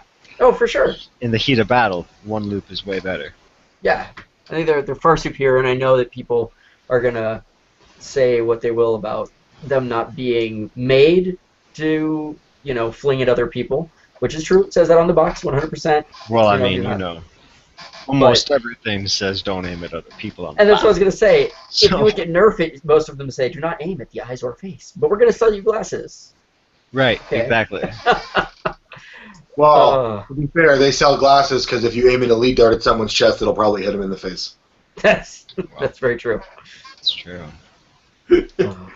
I would say the Sky Rippers for me, besides my 2 tag outs with a Centurion, most satisfying thing I've ever tagged somebody with. Mm-hmm. Yeah. Definitely. Zing weaponry is amazing, and I'm glad it's here. Oh, for sure. For sure. Plus, they scare the crap out of people, whistling, yes. Love it. Yeah. The whistle. Mm-hmm. Even if you don't hit somebody, they're running for cover. Definitely. Yep, I like to use them to herd people. Yeah. Very true. Oh, for sure. I don't want anybody on the left side of the field. Let's send one down there. Right? It's the whistle followed by the sound it makes when it smacks the wall behind them. Mm-hmm. They're like, oh, shit. Yeah. Yeah, a very large part of Nerf is intimidation. Definitely. Yep. Mm-hmm. Even more so when it comes down to HVZ. Oh yeah. When you're the one with the blaster and there's plenty of zombies, it's about who has the more gall. Oh, definitely. I mean, we have friends that love being zombies, and that's kind of their thing. It's like, you know what? You just can't be afraid. If you're gonna get hit, whatever. Oh yeah, no, And that's don't be afraid. That's how you yeah, lose. yeah, for sure. And of course, again, everybody plays different. We're playing day games, so Very sometimes true. like 15 seconds because it's like an hour round or something. And I know some people are like, it's 15 minutes because it's a week-long event and you need to get to class. Right. But yeah. Oh man, Zing. Is Zing's doing there some a, amazing stuff. is there a version of HVZ where, like in a round or something, where headshots kill zombies, like they do in most of the movies? I mean, Not that I've played or as heard of. yeah, in general, headhunting is not acceptable unless you're in Canada. Ah, okay. So, Uh, I mean that's a true fact about Canadians, though they are headhunters. don't don't let them lie and be persuaded by their pleas and thank yous. They are headhunters. uh, yeah, I mean, it kind of would, I think, ruin the fun of the game because you'd actually be out. Definitely. I was thinking more like final round, humans, last stand. They finally figured out how to kill zombies to give them fighting chance, like if they have overwhelming odds or something like that. Right. So really, the reason the respawn exists is to sort of simulate a horde because you generally don't have thousands of people playing HVZ. Right. Right. So that's kind of what it does. You're killing a zombie, but another one is taking its place fairly Right. quickly. Now there are that's what- plenty of special infected that they'll throw into the game. Yeah. One of the ones that is kind of going along this theme with, you say, special hit rules would be something that they call a troll, which doesn't really make much sense. But basically, you can only kill it with a painted dart. So Huh. the only way to stun out that player is you have to have this special dart. Interesting. So there's definitely so many contingency rules that too much to describe. Oh yeah. You should Everybody. That's why every time you go, you got to read the rules because they're going to be a little bit definitely different. you New sit special through safety infected. briefing. Mm-hmm. All the whole shebang. I definitely recommend you attend an event. For sure. Oh, I man. have to get my cardio up. I know I'll get tagged early. Oh, that's Don't remind me. thing. Yeah. Gosh. Cardio. Mm-mm. Mm-mm. It's been too long. Surprised you guys don't play. How much indoor do you play? I try and do indoor whenever I can. Like I said, the BG Undead HVZ organization sometimes hosts indoor wars. Also, Recon is a great little community that hosts indoor wars up in Toledo. They Nice. have access to a church. Sweet. Nice. Yeah, so they kind of have a whole little compound feel going on for them. Oh, that's awesome. Definitely. So they up in Recon, they host an event about once a month, Ooh. if they're lucky. Now Cincinnati does an event every single weekend on Sunday. Wow. So they're pretty crazy down in Cincy. If you ever get down there, you're gonna have Father Time to deal with. Nice. I will say this about Cincinnati Nerfers: they are by far the most disorganized, yet somehow best groups I've ever been to. Nice. It's amazing the things they do. It's also one of the closest, I'll say, NIC regular events. They come out with scepters, homemade ammo, the whole shebang. Yeah, it's interesting. That's one of the things we don't really have around here is NIC These, wars. Yeah, NIC class. Which, Yeah. when people say NIC class, it's like, oh, okay, well, technically, we're all Right. NIC. It's true. But, 10 years ago, people say NIC, you're talking full-blown pump snap, rainbow pumps, Titans, Yeah. the shebang. And that's Exactly. what lingered. Yeah, and I mean, I think everybody now is kind of like, well, NIC and then like Sambo or Stock Wars and Right, then I've heard that HVZ. term. Yeah. That's pretty much what it boils down to is NIC, stock, or near stock, right. and HVZ are the three big contenders. Yeah, for sure. Which makes sense. It really does, and I think it's kind of, and even within those, there's so many different ways that people Definitely. play them. So I mean, there's like milsim groups, there's pool noodle groups. yeah, Not to mention, I don't know if you guys are at all involved or know about Daggerthier. no, No, I might be pronouncing that wrong. It's commonly just referred to as DAG. It's it's like LARP without the role play.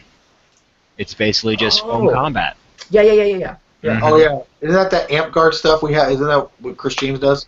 Josh, Uh, There's a he does ton of something different similar. variations, yeah. Yeah. But we have it's there's something around basically here like that. it's basically mock combat. You know, dress up in the armor, the giant foam swords, the foam shields, the whole shebang. Nice. So yeah, that's actually included in my Nerf War video, the aerial footage. Although I'm not sure if anybody's actually going to watch it. That's okay though. It gets a little choppy here and there. How did Yeah, so? How did you record all the aerial footage? Was it just, I actually I'm actually a pilot by trade. I have my there private you go. license, Oh, and and you flew indoors. well, when I say pilot by trade, I'm talking Yeah. single engine Cessna, things like that. Now I recently turned my attention towards the unmanned aerial vehicle aspect. Right. So I just flew around a little quadricopter with a small, 0.3 megabit camera in it. Nothing. Oh, okay, nice. I'm building some larger stuff, but we'll see what happens. Yeah, we had a guy come to one of our games, and he had a giant quadcopter that had a huge mount for a GoPro. Right, and a he could gimbal control the GoPro. GoPro. Oh, Yep, it was there you go. amazing. Powered gimbals. Yeah, and we're just like, Facts. oh. And then True he's never been back since, and we really hope that we didn't scare him away because he took a few test shots, but he was running out of battery, and it looked amazing. It was we were Definitely. like, man. That's what my current build is actually, is a gimbaled GoPro build. Oh, So nice. That's what I'm hoping to be able to do, is take that high quality footage Yeah. and really move to the realm of from little YouTube amateur to cinematography. Oh, definitely. And I We'll mean, see what happens. it's really fun being able to see people move from a top-down view. Actually, you can see the Definitely. whole thing going on at once instead of You kind of just little bits need and pieces. quality behind it. Right, exactly. So, basically, I'm up there filming with a Cam ECS camera. Right, exactly. So, Uh, it's what I can do with what I'm given. right, definitely. But looking forward to the future. Yeah, hopefully it will go smoothly. I hope so. Any parts and funding that Una might need. Yes, well, I wish I could just make a Kickstarter and get $1,000 dropped in my lap. Right, But, cool. yeah, definitely. Sure. Well, this is a pretty long podcast, actually. We've been on for almost maybe a full hour and a half. I'm not actually timing this. I'm just kind of looking at the time we started. Good. I'm glad. I was kind of getting a little bit annoyed at your short ones. Not gonna lie. Yeah, I mean, that's why we wanted to start having people on, because For sure. just That's a funny, couple of us, you've heard us to death talk about our opinions on the same stuff, and when there's no news, That's really just all you us. get. Opinions on the same stuff. Right, either that or we just start going way off topic, and then people are like, hey, you want to talk about Nerf again? Right. Well, I've been listening to the podcast before you guys had video. So, Yeah. So, All right, so you're old school. right, well, when you NerfCast. say, halfway in the season, I'll say. You probably didn't miss much. Right. Well, It was, a lot of getting our stride has been a thing. It was pretty boring. I've gone back and tried to re-listen to some old podcasts. I'm like, oh my god. I feel you so there. dry. I'll go back to my old videos and I'll be like, no, Yeah. I'll watch this, and then I'll look Yeah. at the count and I won't feel so bad anymore. Like, oh, okay, good. Only a pocketful. Whew. Right. But I got one more question. ooh, yeah. I've got plenty more answers. Who is your favorite Nerf modder not named Duke, Archduke Strife Maul?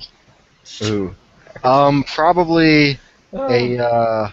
a cool little cat from Toledo. Goes by the handle CK32 on Nerf Haven. Okay. Ooh. All right. He's probably what started me into homemades. So, Nice. Yeah, that's a little shout out to you, Chris. There you go. I'll have to tell him to Check it watch out. this. I won't tell him it's an hour in. I'll be like, just watch it, Ah, dude. dude. Watch it, dude. It's funny. Uh, You said we've been going too short, and usually we get the complaint we go too long. So Oh, That really? is true. Yeah, so Oh, all of yeah. our analytics have been I the mean, longer our videos are, the fewer people watch them. ouch. See, Yeah. what I do is I download them on my mobile, and I'll listen to them in the car as I'm driving Right. up to Toledo for a war. So Oh, there you originally, that was sort of the whole point. I mean, we wanted to have a podcast. That's kind of what a podcast. Yeah, exactly. That's a podcast. So Yeah. I feel you there. And for all of those of you who do that, we appreciate it, and we apologize for not getting them up sooner because I know we had like 3 or 4. Because we started doing this where we're recording like straight to YouTube and blah blah blah, and that's how people are Right. responding. And so one of our friends goes like, "Oh yeah, so it sucks the podcast stopped." I'm like, "What are you talking about?" He's like, "Well, there hasn't been any new episodes in like a month and a half," and I'm like, "Oh crap! It's all on YouTube. Oh shoot!" So I've been throwing Right. them up there.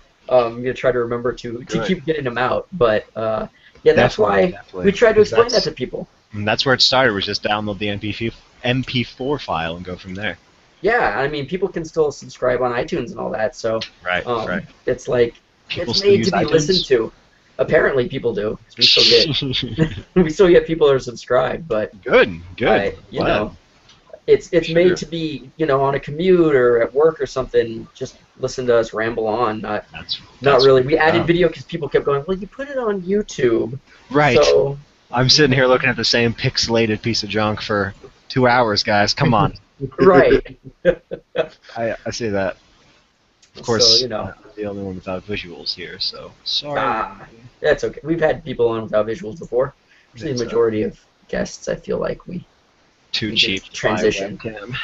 Yeah, we had a lot of them on before we transitioned into the video phase. Right. So that's where it was all about.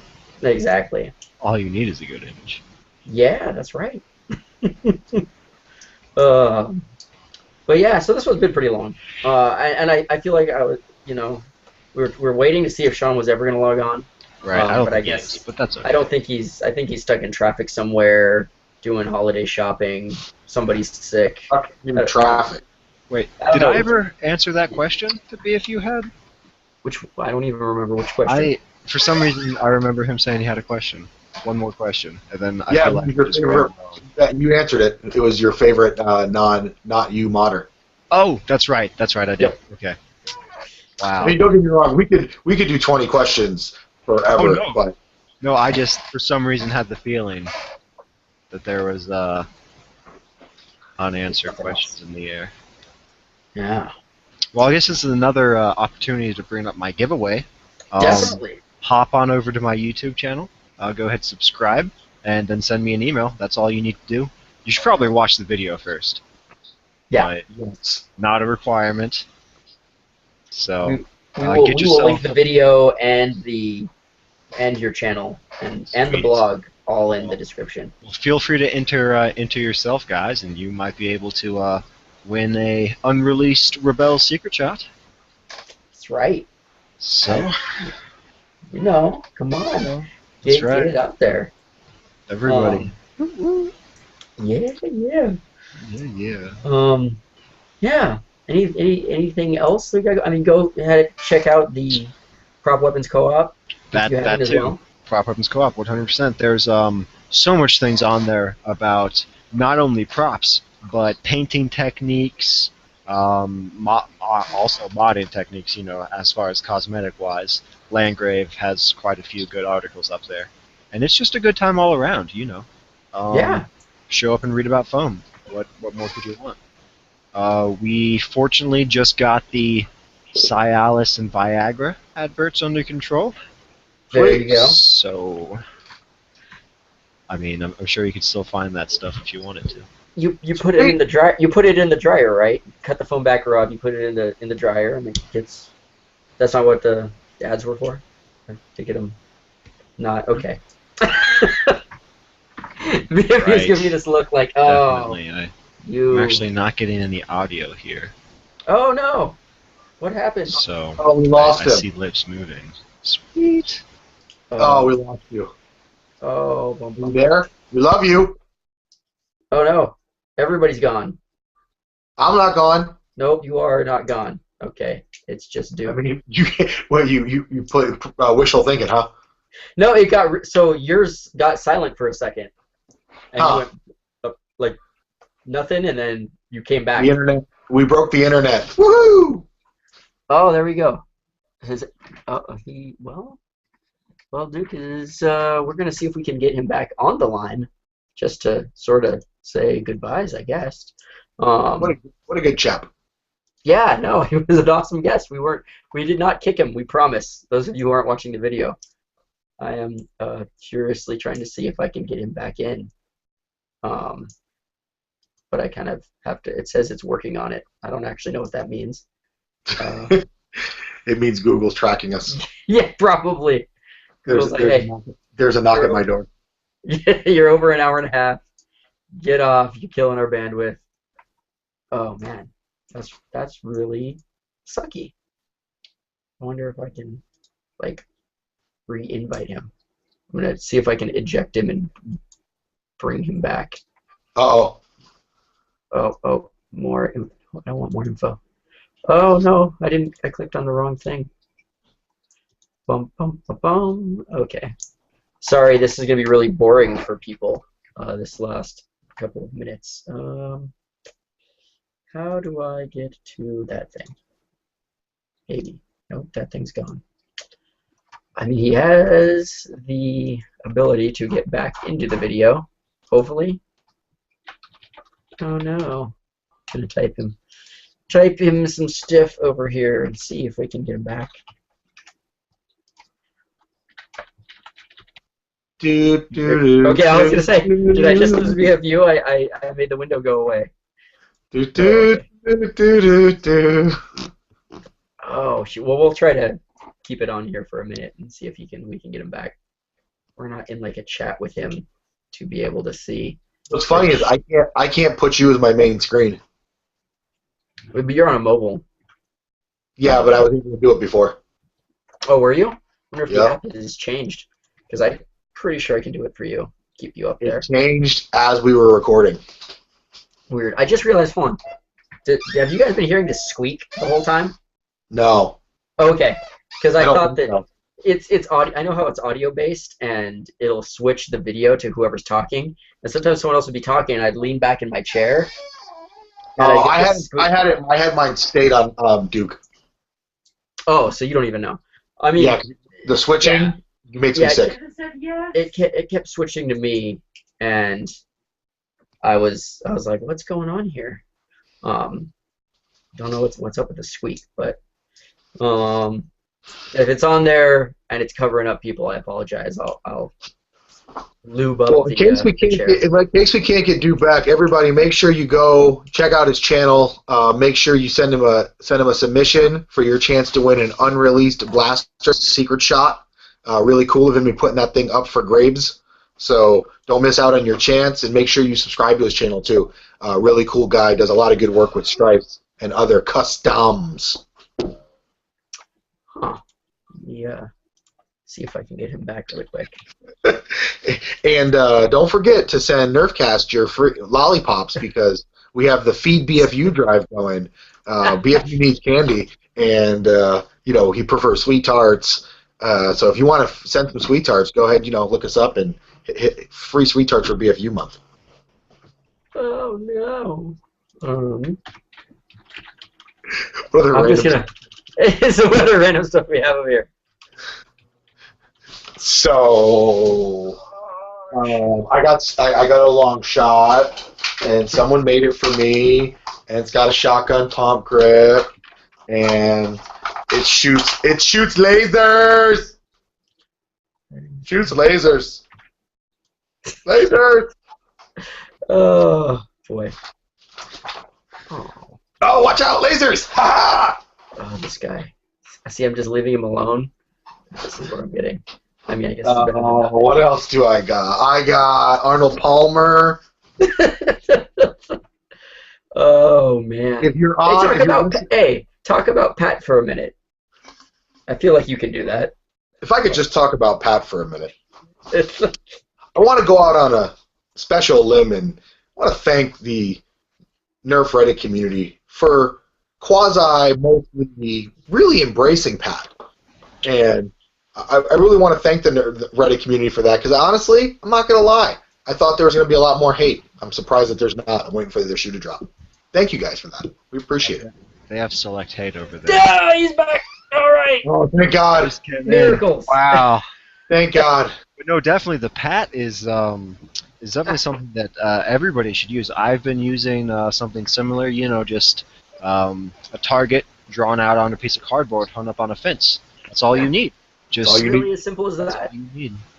You know, just get out there. What it comes down to is experience with your blaster. Yep. And if you have to set up an artificial environment for that, that's what you have to do. Just experience and with if you're a Nerfer and you're on the fence between elites and Koosh, go accuracy test. That will fix your problem. Koosh 100%. Yeah. There's We Spoiler alert. brought user Thundercrunk to do Pat testing, and I was telling him, I was like, hey, you know, there's really no point in using elites for Pat testing because they're terrible. He wasn't using elites? No, he uses everything. But for the scientific purposes he wanted to test, he's like, no, we got to test everything. I'm like, all right, cool. Because what we do with Pat is, if people have their own stuff, I would rather you bring me blasters to test. Definitely. Right? So he's like, no, I want to be really scientific. Then he did one round with elites at 30 feet. Yeah. And he was like, oh, this is horrible. Oh, 100%. Yes. He looked like someone peeing his coffee. Yeah. Yeah, I've been shipping out stripes with 6 Koosh darts attached. Just to get the words out. Be like, hey guys, you want to use this? Trust me. That is amazing. Anybody else who does mods, especially if you sell them to people or do commissions, dude, get on that. Oh, Pimp the Koosh. 100%. Send people. I mean, they're cheap enough. Especially if you're gonna try to sell $800 blasters with 130 in them. I'm not sure I can make a blaster worth 800. If you commission me to, I'm not sure I could get to that goal. I'll tell you, it might have a small little 2-cylinder in the back, some kind of transmission system. You give me a lot of play with 800, I'll tell you what. Yeah. Well, it's the markup in the margin, right? Oh, that's true. There's always a markup. When I sell things on eBay, I always sell it for more. I don't know, dude. I gotta give you credit, man. Your prices are pretty freaking reasonable. Oh yeah, even on eBay? Yeah. Dude, you're definitely undercutting the rest of the market. Good. I'm glad. I'm glad too. Probably Yeah, why I'm getting business. we're seeing stuff when it's like, a few $100s for a strife. No, that don't happen. And I'm like, Don't do that. hold on. I get it. It took you a little bit to drop some motors in here, but damn. Mm-hmm. Really? I look at it. I mean, my thing is this. I'm not. I look at it and I know a lot of the cost for some people is the paint jobs, and I'm like. Oh, but that's I no haven't cost seen. at all. No, I mean that's where people put their labor. That's where they quote their labor. Cost. Gotcha. And I'm like I've seen some really good ones, and I'm like, the paint's good, but it's not good enough where I can't come close for way under $300. Mm-hmm. Right. For that much money, my time is very valuable, but for that much money, I'll try to paint it myself. I'll give it a shot. Well, I'll tell you what. For that much money, I better be getting a real steel firearm. Yeah, pretty much. That's the truth of it. $300 is it's just very interesting. The Nerf the custom community, because you're definitely the outlier for being reasonable. I mean, it's one thing when I see integrations and things, they go, all right, so if in theory they bought these blasters brand new, they had to buy this blaster and this blaster and this, and okay, I get it. But yeah, when I'm seeing somebody paint a stripe black and put it on eBay and try to sell it for over $100, Right. with trust fires or something in it, I'm like, this is terrible. Come on. Now there's something I actually want to talk about. Trust fires. Ooh, all right. Ooh, Wait, let me get a disclaimer up. Mm-hmm. The views of Duke, we possibly might agree with, but it will definitely piss off Reddit, so I approve this message. Go ahead. That's the truth. All right, here's what it boils down to, ladies and gentlemen. When I first entered into the realm of modifying stripes, I went ahead and I bought 20 Trustfire batteries. All right, I was a clean-shaven noob. no experience on my chest.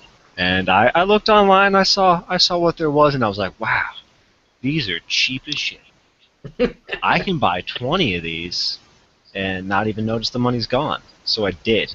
And I still have about 17. And that's what I use to run my blasters. Yep.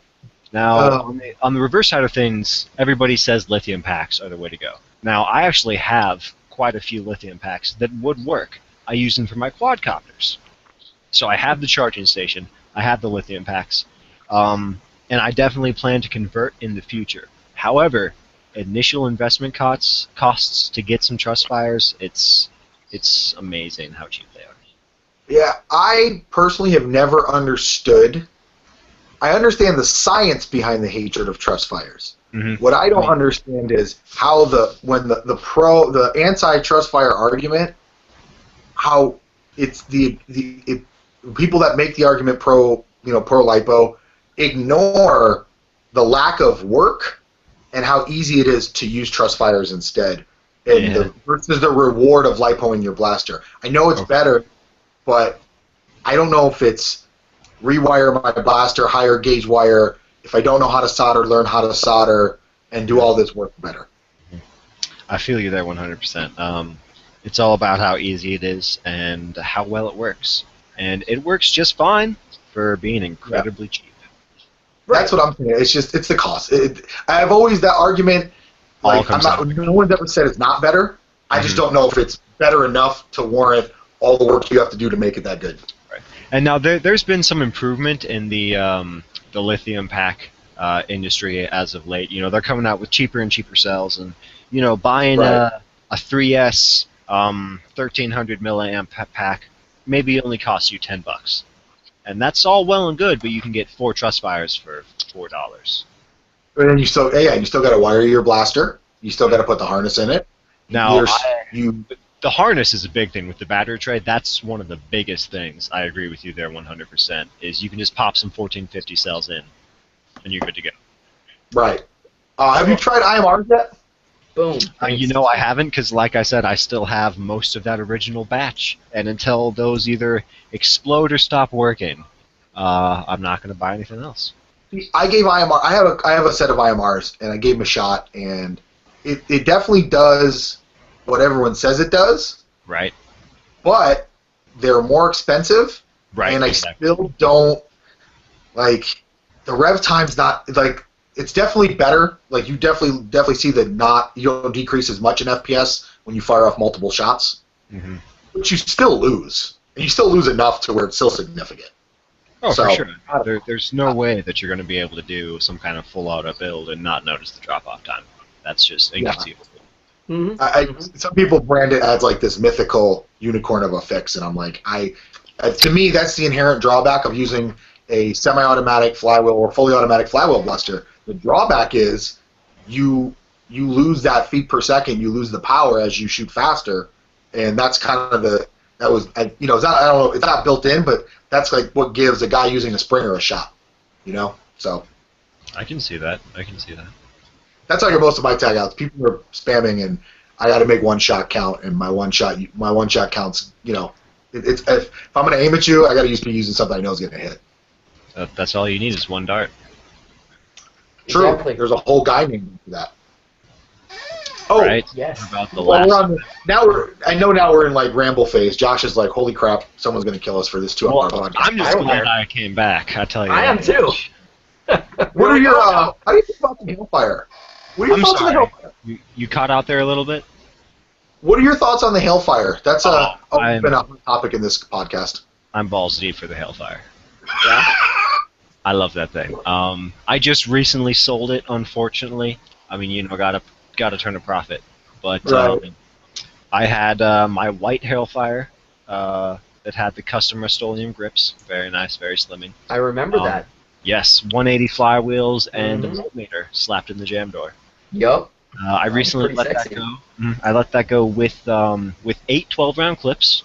Ooh. So I'm not doing none of this, giving you 4 6-rounds like Hasbro. That didn't happen. I sold that fully loaded with 12-round clips, and I sold it with 100 Koosh darts. Nice. Now the max capacity was 96. If you didn't do the math. Yeah. When you ran it, did you run it primarily with 12s? Oh yeah, that's actually why I got all those 12s. Okay. Or maybe I should say all the 12s were a result of all the cheap Alpha Troopers. There you go. Yeah, that's what you did. They fit in the Hellfire so perfectly. How could I say no?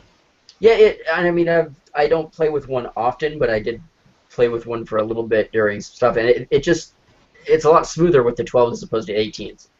Yeah. What it is it uses a slip clutch for the for the carousel effect, as people like to call it. Right. So you put a little bit too much weight on there, and the slip clutch all of a sudden is all the way open, just because of the gravity. So there goes your entire slip clutch. What people did was simply glue the slip clutch together. So it couldn't even come out. And that was the fix for it. So if you ever have trouble with it, that's what you need to do. But go ahead. Oh no, go ahead.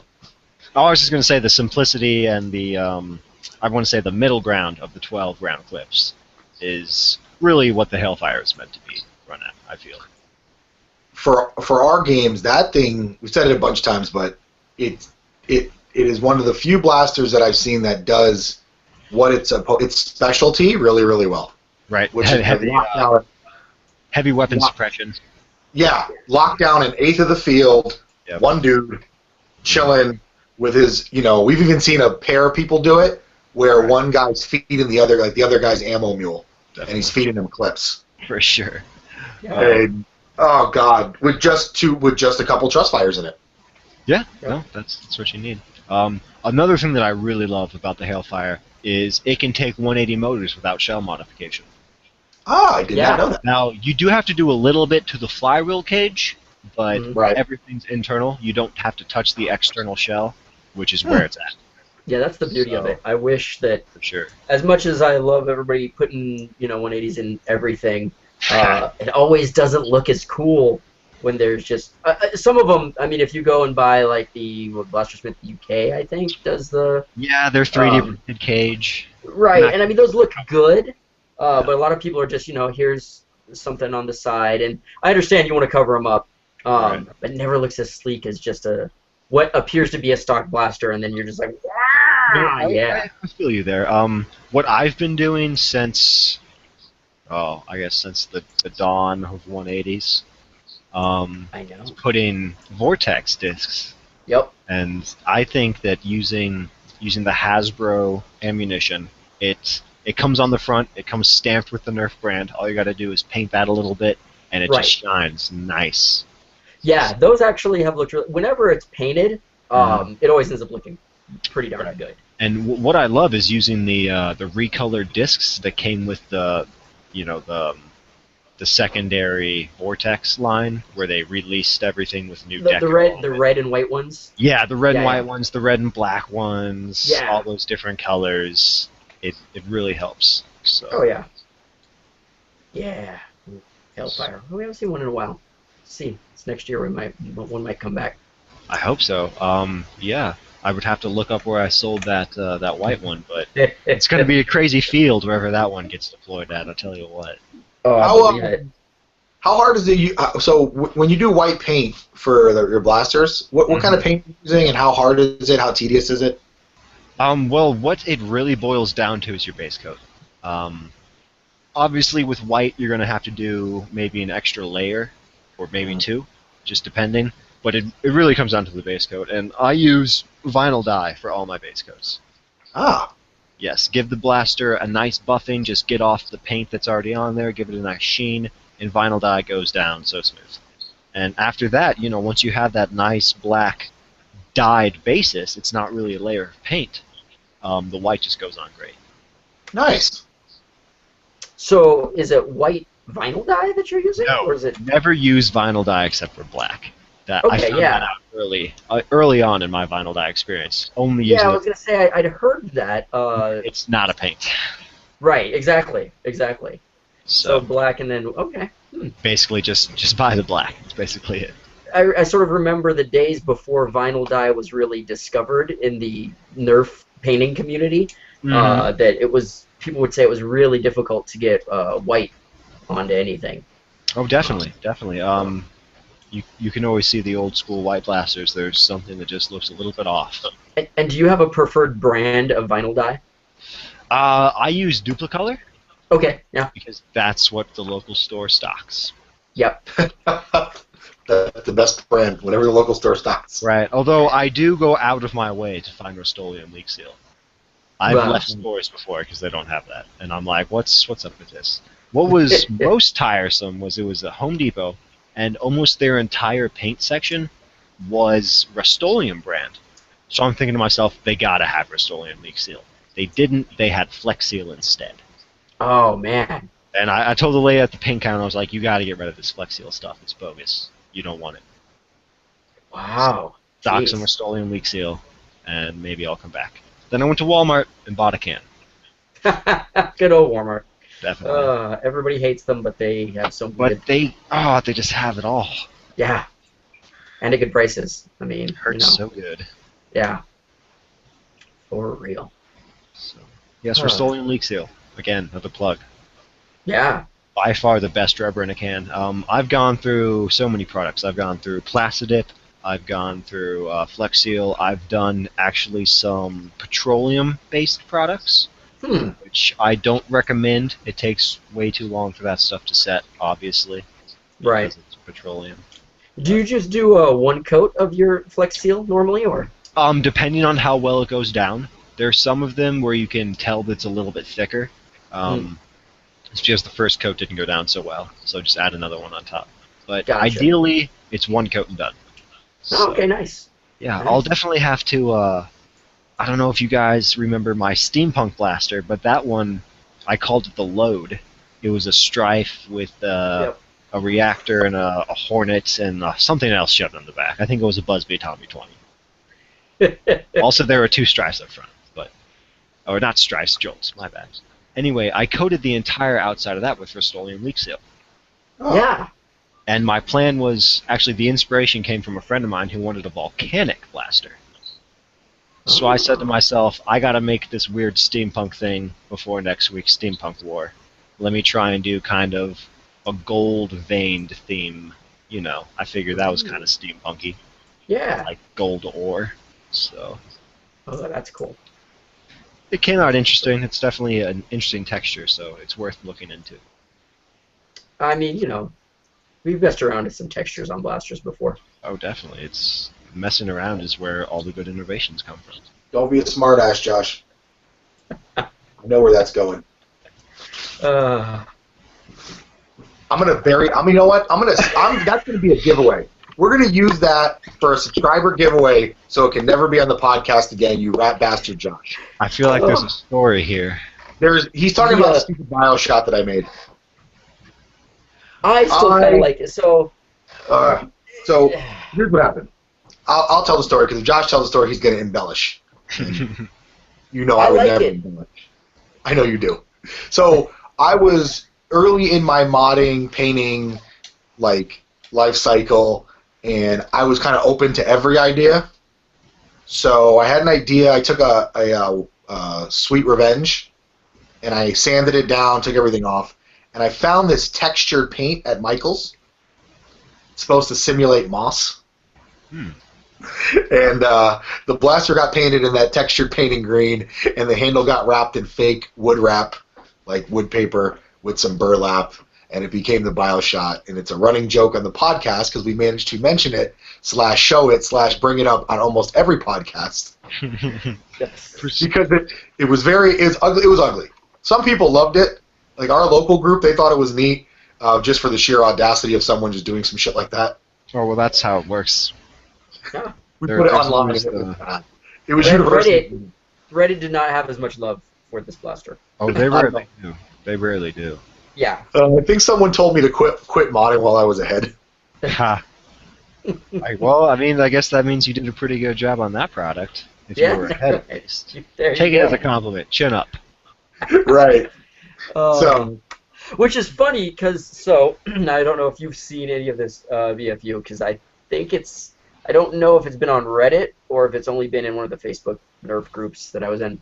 someone is doing a rapid strike.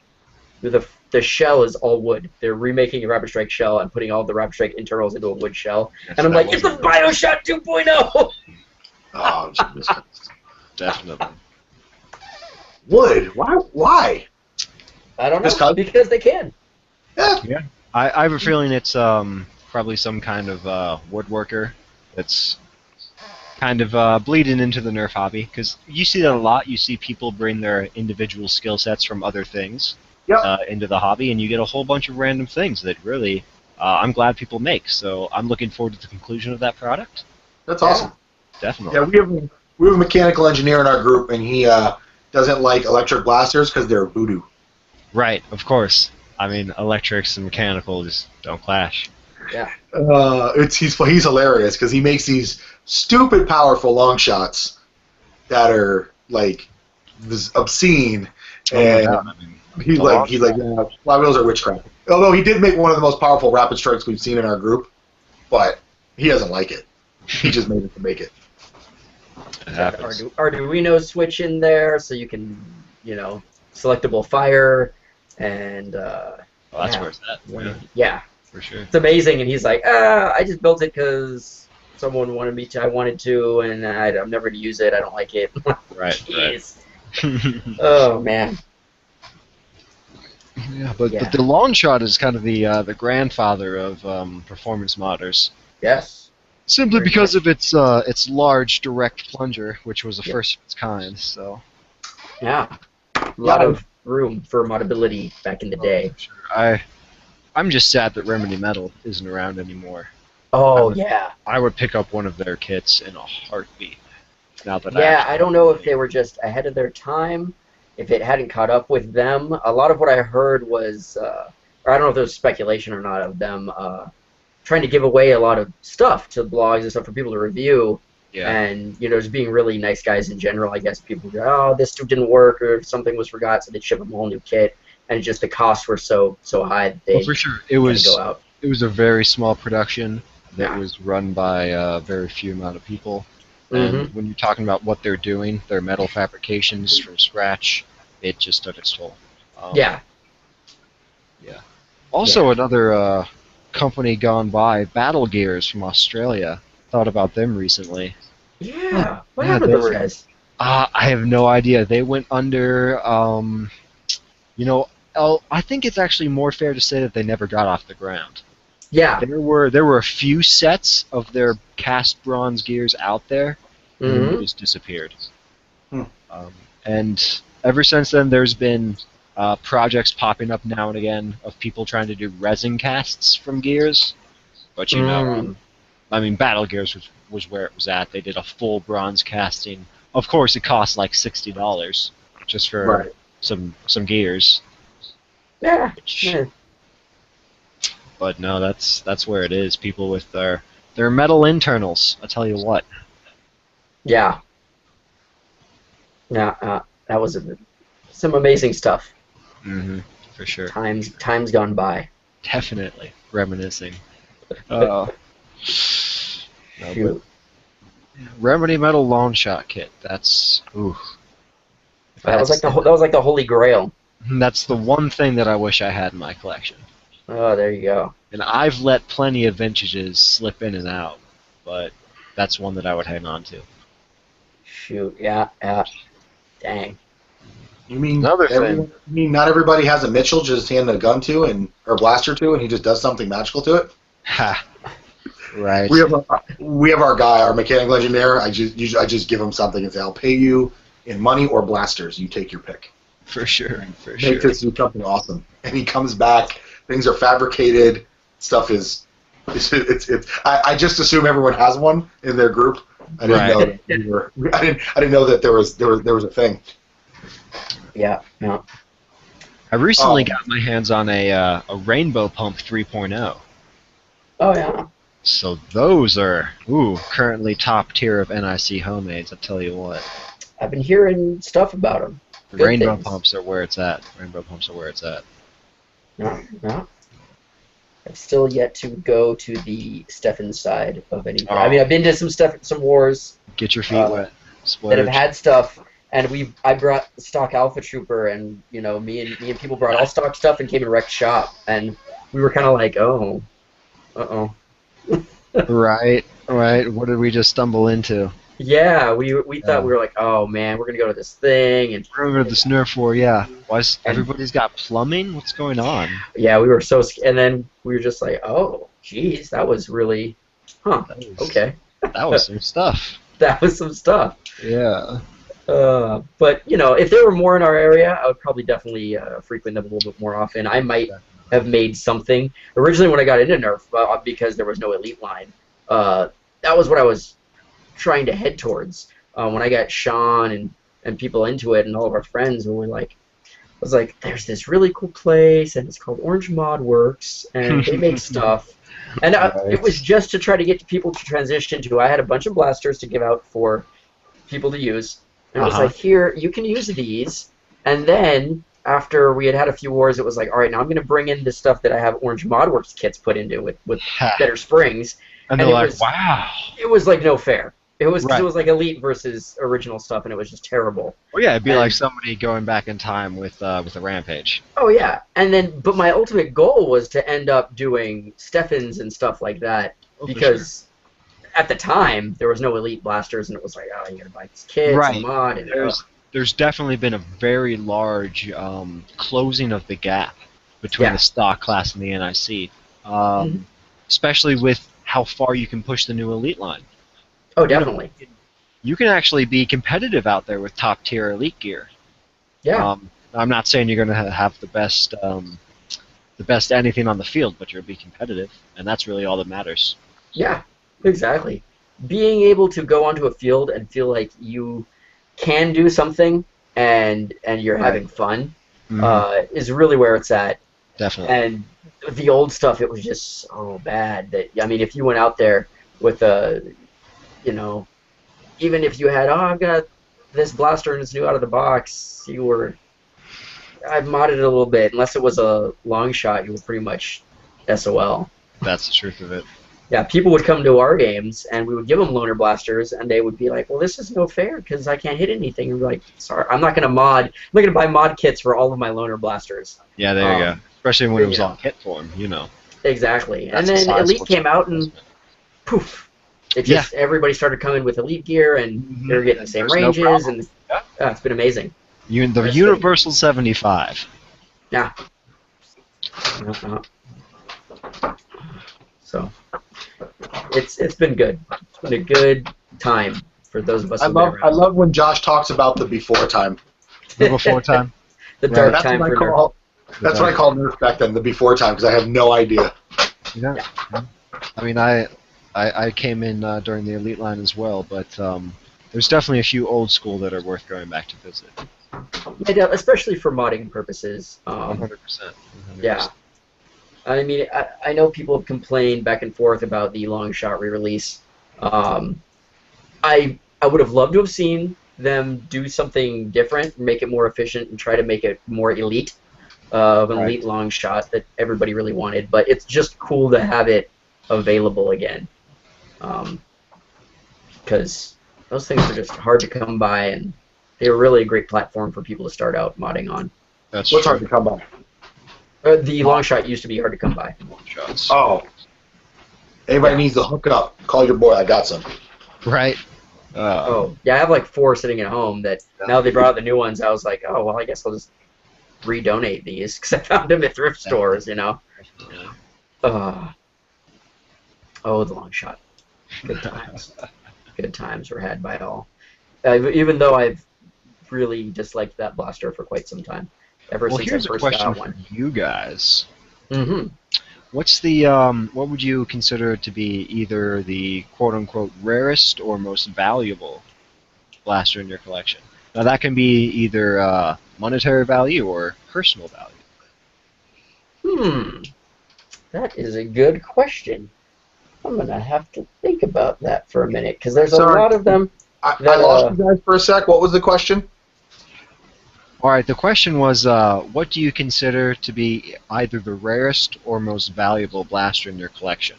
Now, this can either be just straight up monetary value or personal value. Ooh. Monetary. I don't think I have anything. Like I don't have anything ballin', so like I don't have a crossbow or anything. But personal value, I don't. I have a Straven that was made specifically for me by a good friend of ours, and I did a horribly bad white paint job with red and blue accents. Oh. I don't think I would give that up. Actually, anything modded, anything either I've done myself, Ha!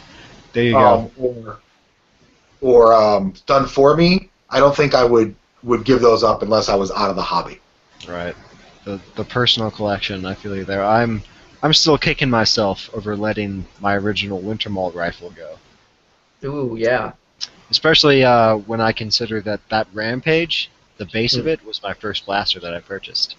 Oh, yeah. Oh, wow. Yeah, I would have to say that mine would be something similar. Like the first Alpha Trooper I had, Right. original Alpha Trooper, I bought an Orange ModWorks kit and put it in, and half of it broke, and I put in half of the stock stuff, and it's got springs in it, and I sanded it. It took me like 2 or 3 days to sand it, and I went up from like 200 to 1,000 grit sandpaper, just trying to get it like smooth and nice, and painted it all and everything. And now I look back at it and I'm like, it's okay. It's not. It's not great, but it just has that sentimental value, and I love it. And I actually took it to a war because my Elite Alpha Trooper was having some problems with Elite darts, just kind of fishtailing and spinning around when I would shoot them, and I don't know what it was. And I brought that guy out just to test it, and I didn't have one jam the whole day, and it was awesome. Well, I'm glad you guys answered that way. Good to see that the personal blasters are taking a special place in in our hearts, I should say. I know a lot of people that do the vintage collecting. That's cool and all, you know, but I'd much rather have my sweat, labor, and love in my hands on the battlefield. Definitely. Yeah, the cool thing about my Straven that was made for me, it's my original Strife. My first blaster I bought was the Strife. Right. See, there you go. And it's the same one that I modded myself, and it's still running the original 2 Solar Botics motors. No, it's running secondary motors. It's running these hobby motors from our local hobby shop. Very nice. But it's the original one. Yeah. Oh. I think that because I think that we play so much, that's it for us, because it's got that worn feel, and that I've used this and I loved it. I'm not really into the vintage collecting stuff. Those that are is totally awesome. I've got like a Secret Shot 2 that I found, and a bazooka, and that's probably as rare as my blasters got. That weren't long shots when those were rare. I would just pick those up so I could, give them to people at games if they wanted to mod them or whatever. That's it. If we're talking actual value of blaster, there you go. There you go. Yeah, that's probably it. Is this? Right. This actually, what I still have sitting around, and we might give this away too at some point. Is the VMD Cannon Commando or whatever that little blue thing was? Because that was like $60 or something. Yeah, I've seen those in stores.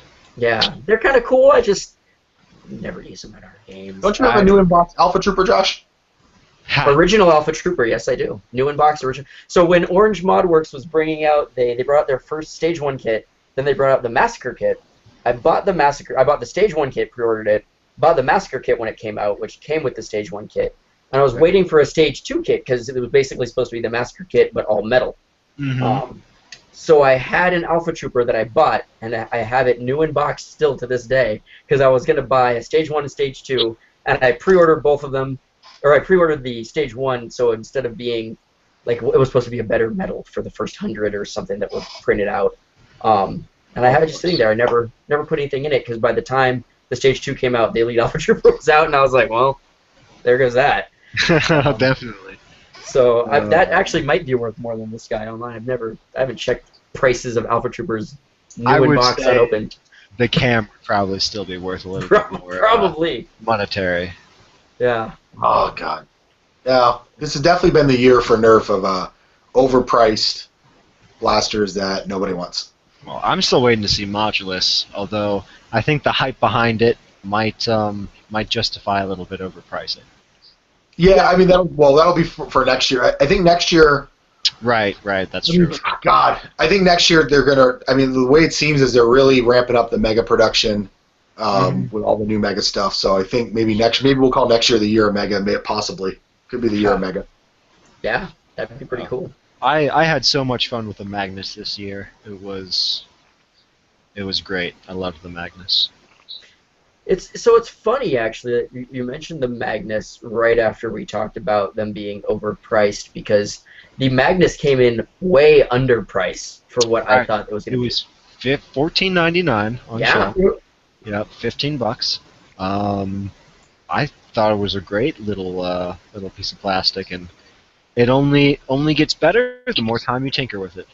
Oh, definitely. I was really expecting when they previewed it, it was going to come out at like 30 at least. Right. And I was pleasantly surprised, and I think it was a good move for them if they were trying to get the Mega Line out, just because I think it saved the Mega Line. Oh yeah, because before that it was the Centurion, which was hugely overpriced and a piece of junk. This was underpriced and amazing. So wait. To be fair to the Centurion, if it performed the way it should have, it would not have been overpriced at $50. But that's the problem. It's a lot of plastic. That's a lot of plastic. No, oh yeah, $50 was fair if it actually was decent. But it didn't work. Right, that's what made it overpriced. It only worked once. Right. It did. Like the first 6 shots we had out of that sucker, we were juiced, and then the next day, I don't know. Right. Yeah, we got it the day before a Nerf war, and we got it a week before it came out. It's by some voodoo magic on Craigslist. Of course. Someone got shipped theirs early, so I overspent on it by a little bit, and man, I think Josh came over at like midnight, 1 o'clock in the morning, just so we could rank test it. Huh. And it was firing over 100 feet, no problem, first 6 shots. Good. And then after that, it all went downhill. Right. We go to the Nerf war next day, it's only firing 60. Yeah, it just kept getting worse. It did. But you know what? I have a good picture. There's a cool picture on our website of me using it, which it looks super cool when you're holding it. It just sucks the ass in performance. Yeah. Long strike, same deal. Screw you in the long strike. I keep getting screwed on sniper rifles. You do. The long strike is still one of the best looking Nerf blasters that they had made at the time. It does look quite delicious. And it is just so sadly underperforming. Yeah, my only experience with the long strike was a Sonic blaster that I picked up on Craigslist.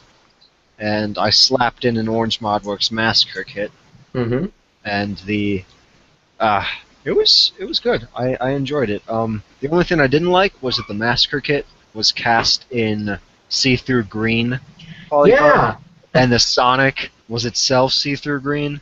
I felt maybe if it was the Raiders blue, it would give it a really cool contrast where you can see the bolt sled. Oh yeah. Like a blue bolt sled underneath the green plastic, but it was it looked quite sexy, if I do say so myself. Oh yeah, B.F.U got burned. He got the Massacre kit as well. We put it in, and he just was not loving it. Really? He thought it was gonna shoot lasers. It was his first kit. It was almost 40 feet per second increase. It was, and I mean, if you look at what it was versus what the Massacre kit did to it, it was good. But he was coming off of the Elite line. It's the first, I think that one of the first non-Elite blasters he ever purchased because it looked cool. Right. And then he bought it, and he was like, "This is so terrible." I'm like, "Dude, this is what I had to deal with beforehand." This is what Nerf was. Yes. So he goes, "I'm gonna get this kit and put it in here," and he thought it was going to give you the improved performance that Orange Modworks kits give Elite blasters. Right. No, and I'm like, it doesn't scale like that. It doesn't. It doesn't. So he put it in, and he was like, "Oh." Although, if Orange Modworks was really on the ball, they would have released direct plunger conversion kits. Right. Yeah. And put Nerf in their Elite line right out of business. Yes. Oh, yeah. If they could still release an Elite plunger kit for that blaster, I think it would be pretty awesome. I think they have. I'm pretty sure. Have they? I want to say I'm going to go to Orange Modworks right now. Yeah, I know they have a master. I don't know if they have a direct plunger version of it. I'm pretty sure that there is a direct plunger version. Oh, now that's Uh-oh. Now there's things to talk about, eh? Yeah, B.F.U might be like, uh-oh, we gotta try it one more time. No. No. There's no sniping in Nerf except by Thundercrunk. Oh, well, I mean, that's a whole different special thing. If they call it the Lawn Strike Immortal Kit. Oh. It's currently not for sale, but I know that they were doing a pre-order at least a couple months ago. Oh, okay, so it might come out. Exactly. They've taken people's money for it, so it's on the table whether or not it'll be here or not. Gotcha. Well, in a year or two, if it ever comes out, maybe I'll look into getting one. The Long Shot Immortal Kit is a direct plunger conversion. Well, yeah, Long Strike Immortal Kit. I'm looking at it right now. What was the... I felt like there was another Immortal Kit that they had out. It was the Long Shot, wasn't it? I think there was a Long Shot Immortal Kit, which, It was the one that was, like, never released for, like, 2 years, and people pre-ordered for forever. Right. But there's a whole bunch of Lawn Shot kits, or Lawn Strike, my bad, Lawn Strike kits. There's the Lawn Strike Unleashed, there's the Lawn Strike Massacre, there's the Lawn Strike Immortal. Right. And there's a whole bunch of Lawn Strike stuff. I think, so a Unleashed is more or less what is usually what they call Stage 1 kits. Yes, Unleashed was their very beginning stuff. Well, that's not true. Unleashed was their metal. Right. There's the Unleashed and the Unleashed Solid line. The Unleashed Solid line is the new stuff. It's not metal. But the old Unleashed, that was the metal kits. And then the Massacre came out, and that was the cast polycard kits. Correct. So that's where the difference is between those two. They have the Unleashed kit and the Immortal kit. Right. So I'm sorry, the Unleashed and the Massacre. And I guess the Immortal will be just kind of like the Massacre, but metal? And I guess it'll be direct plunger, like you said. Right, That's yes. the theory. Direct plunger is where it's coming in there. Which I'm excited to use Long Strike with Koosh. Right. Now, that being said, there have been people that have done elite direct plunger conversion kits on the Lawn Strike before. They're already out there.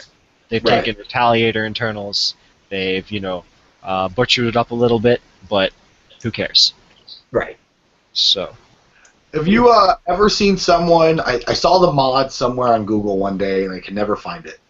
Someone took a Rampage and changed the magwell underneath, moved it bottom side. A Rampage, you say? A Rampage. I can see that happening, although I don't know why you would want to. Josh is adverse to the side load. See, that's a character quirk. That it's a good one, in my opinion. I love that side load. It's got a special place in my heart. Yeah. So I love the EAT. If I'm switching up from that, I want something similar. You're coming in from the old school Alpha Trooper bottom load. That seems like a blaster that you were all about. Exactly. And I came in, first blaster I bought was Rampage. Right. So there's just personal preferences, and that's what it boils down to. It's funny. I discovered the Rampage last. Oh yeah. Yeah. So our group pre me playing season 1, they all bought Rampages new, and apparently they were falling apart on the field. So, which you can attest to. So yeah, I had that problem. So pretty much, I started playing with these guys in season 2, and no one was using Rampages, and I'm like, hey, what's up with this? And everybody was like, nope.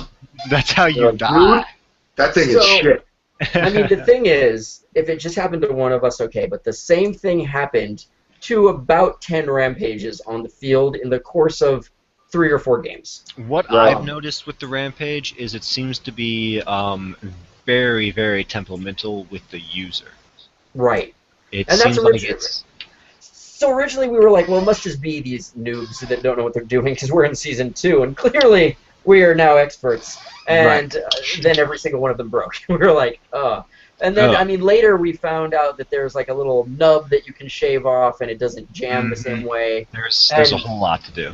Yeah, but I mean, when we got them straight out of the box, we were just kind of like, why are these all having the same jam, and then they'll break, and a little part will snap and fall out of the magwell?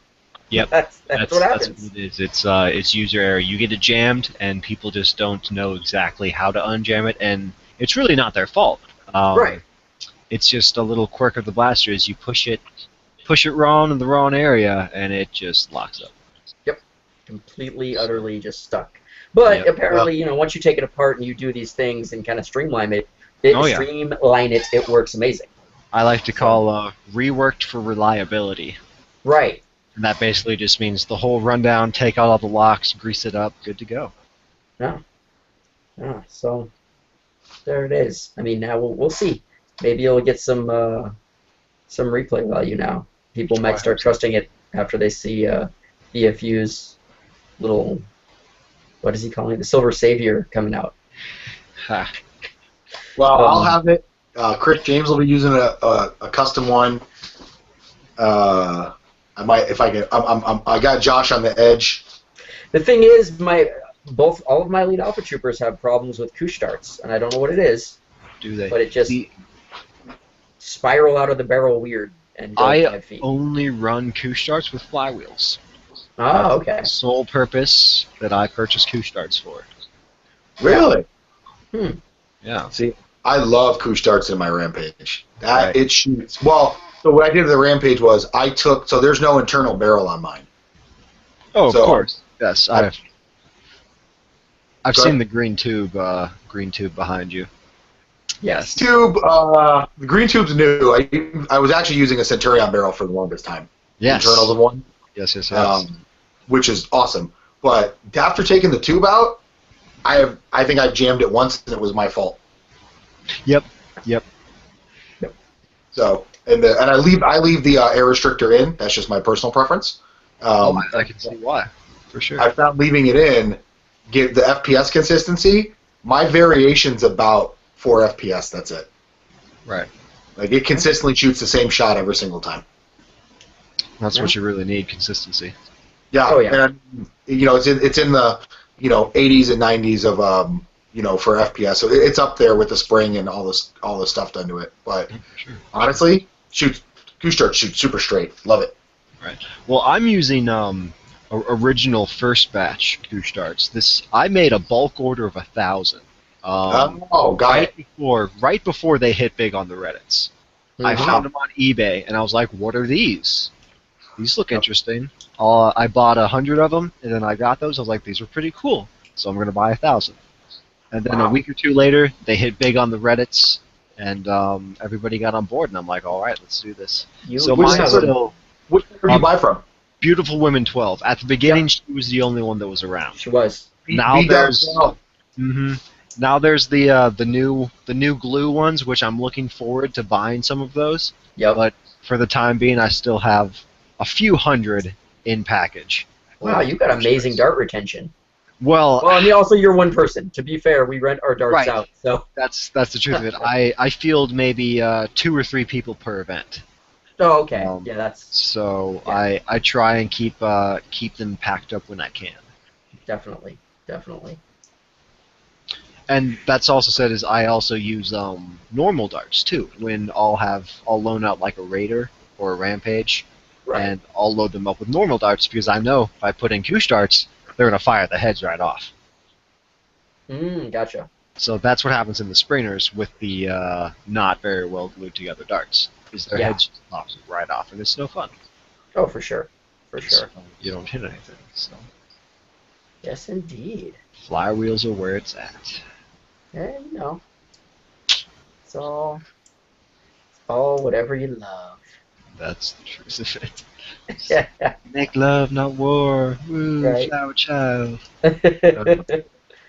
Well, shoot, we're hitting the 2-hour mark here. This will be our most loved video by the people who actually listen to NerfCast, and the most hated video by YouTube. Oh yeah, I mean, I'll rewatch it for sure. That's fine. It'll keep our reputation as the ECW of Nerf. Yeah. So, you know. So at this point, I feel very confident in saying that Sean is not going to show up. I agree with you. Something has happened. It has gone terribly wrong. I don't know. He probably just assumes it's over by now. He's like, Yeah, oh, that's what I'm thinking.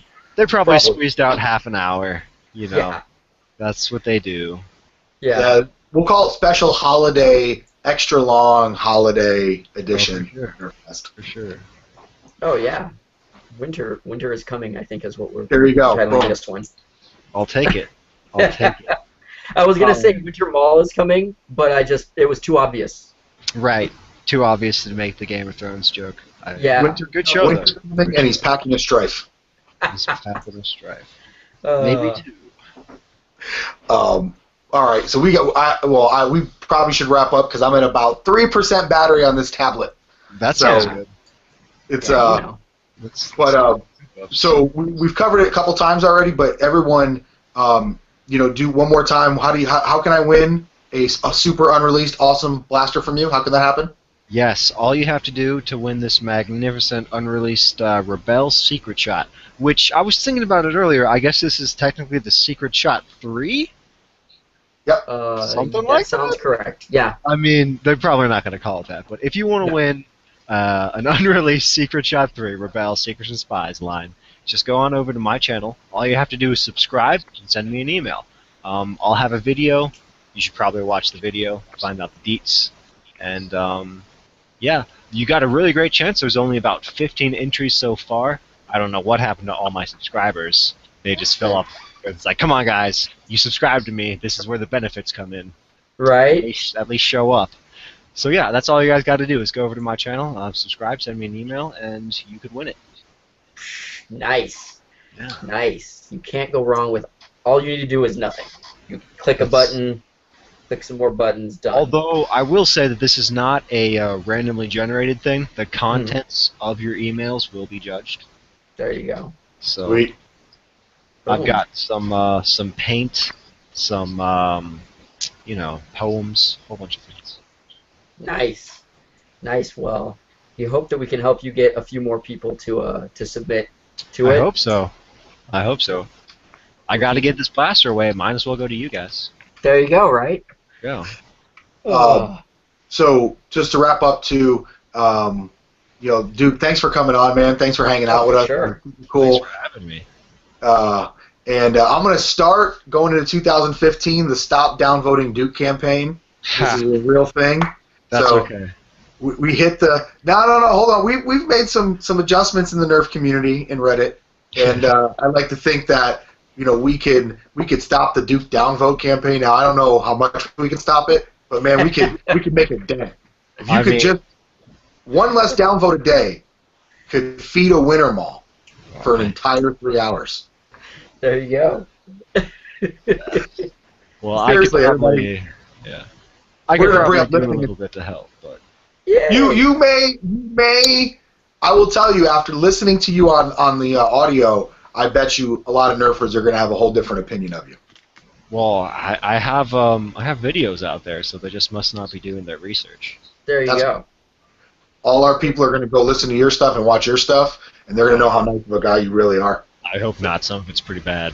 So you're gonna get 2 more people watching your video. I'll take it. Yeah. Yeah. 2 more. To be fair, that's probably what you're going to get from us is 2, but Climbing We'll up be the ladder. maybe That's 2. all I need. I pull them 2 at a time. There you go. Work in the That's all we field. got to do. Since this is the last podcast before the holidays, I hope everyone has a safe, and NerfCast hopes everyone has a safe, fantastic, foam fun holiday with their loved ones. Make sure you eat a lot of food. Make sure you enjoy the time off, the time with family, and nothing wrong with a little foam action Nerf war bricking out for Christmas. So, That's right. Yeah. That And is Happy right. New Year, too, because and Happy New Year. that's right. Yeah. The next one won't be recorded until January. Yes. We'll fully be Very in true. 2015. Hopefully, I'll have a Flip Fury in my hands and a Right. dream and a dream. Right, there we go. One can only hope. All right. Well, thanks again, Duke, from everybody here at NerfCast. This is Josh, And Chris, and And Duke Wintermaul. there we go.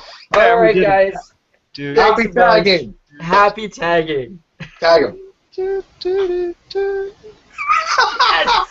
I've always wanted to do that ever since I heard you guys play it out. I'm like, oh, the tune. Oh, Are we yes. off, Josh? No, we are out. Thanks, everybody. Oh.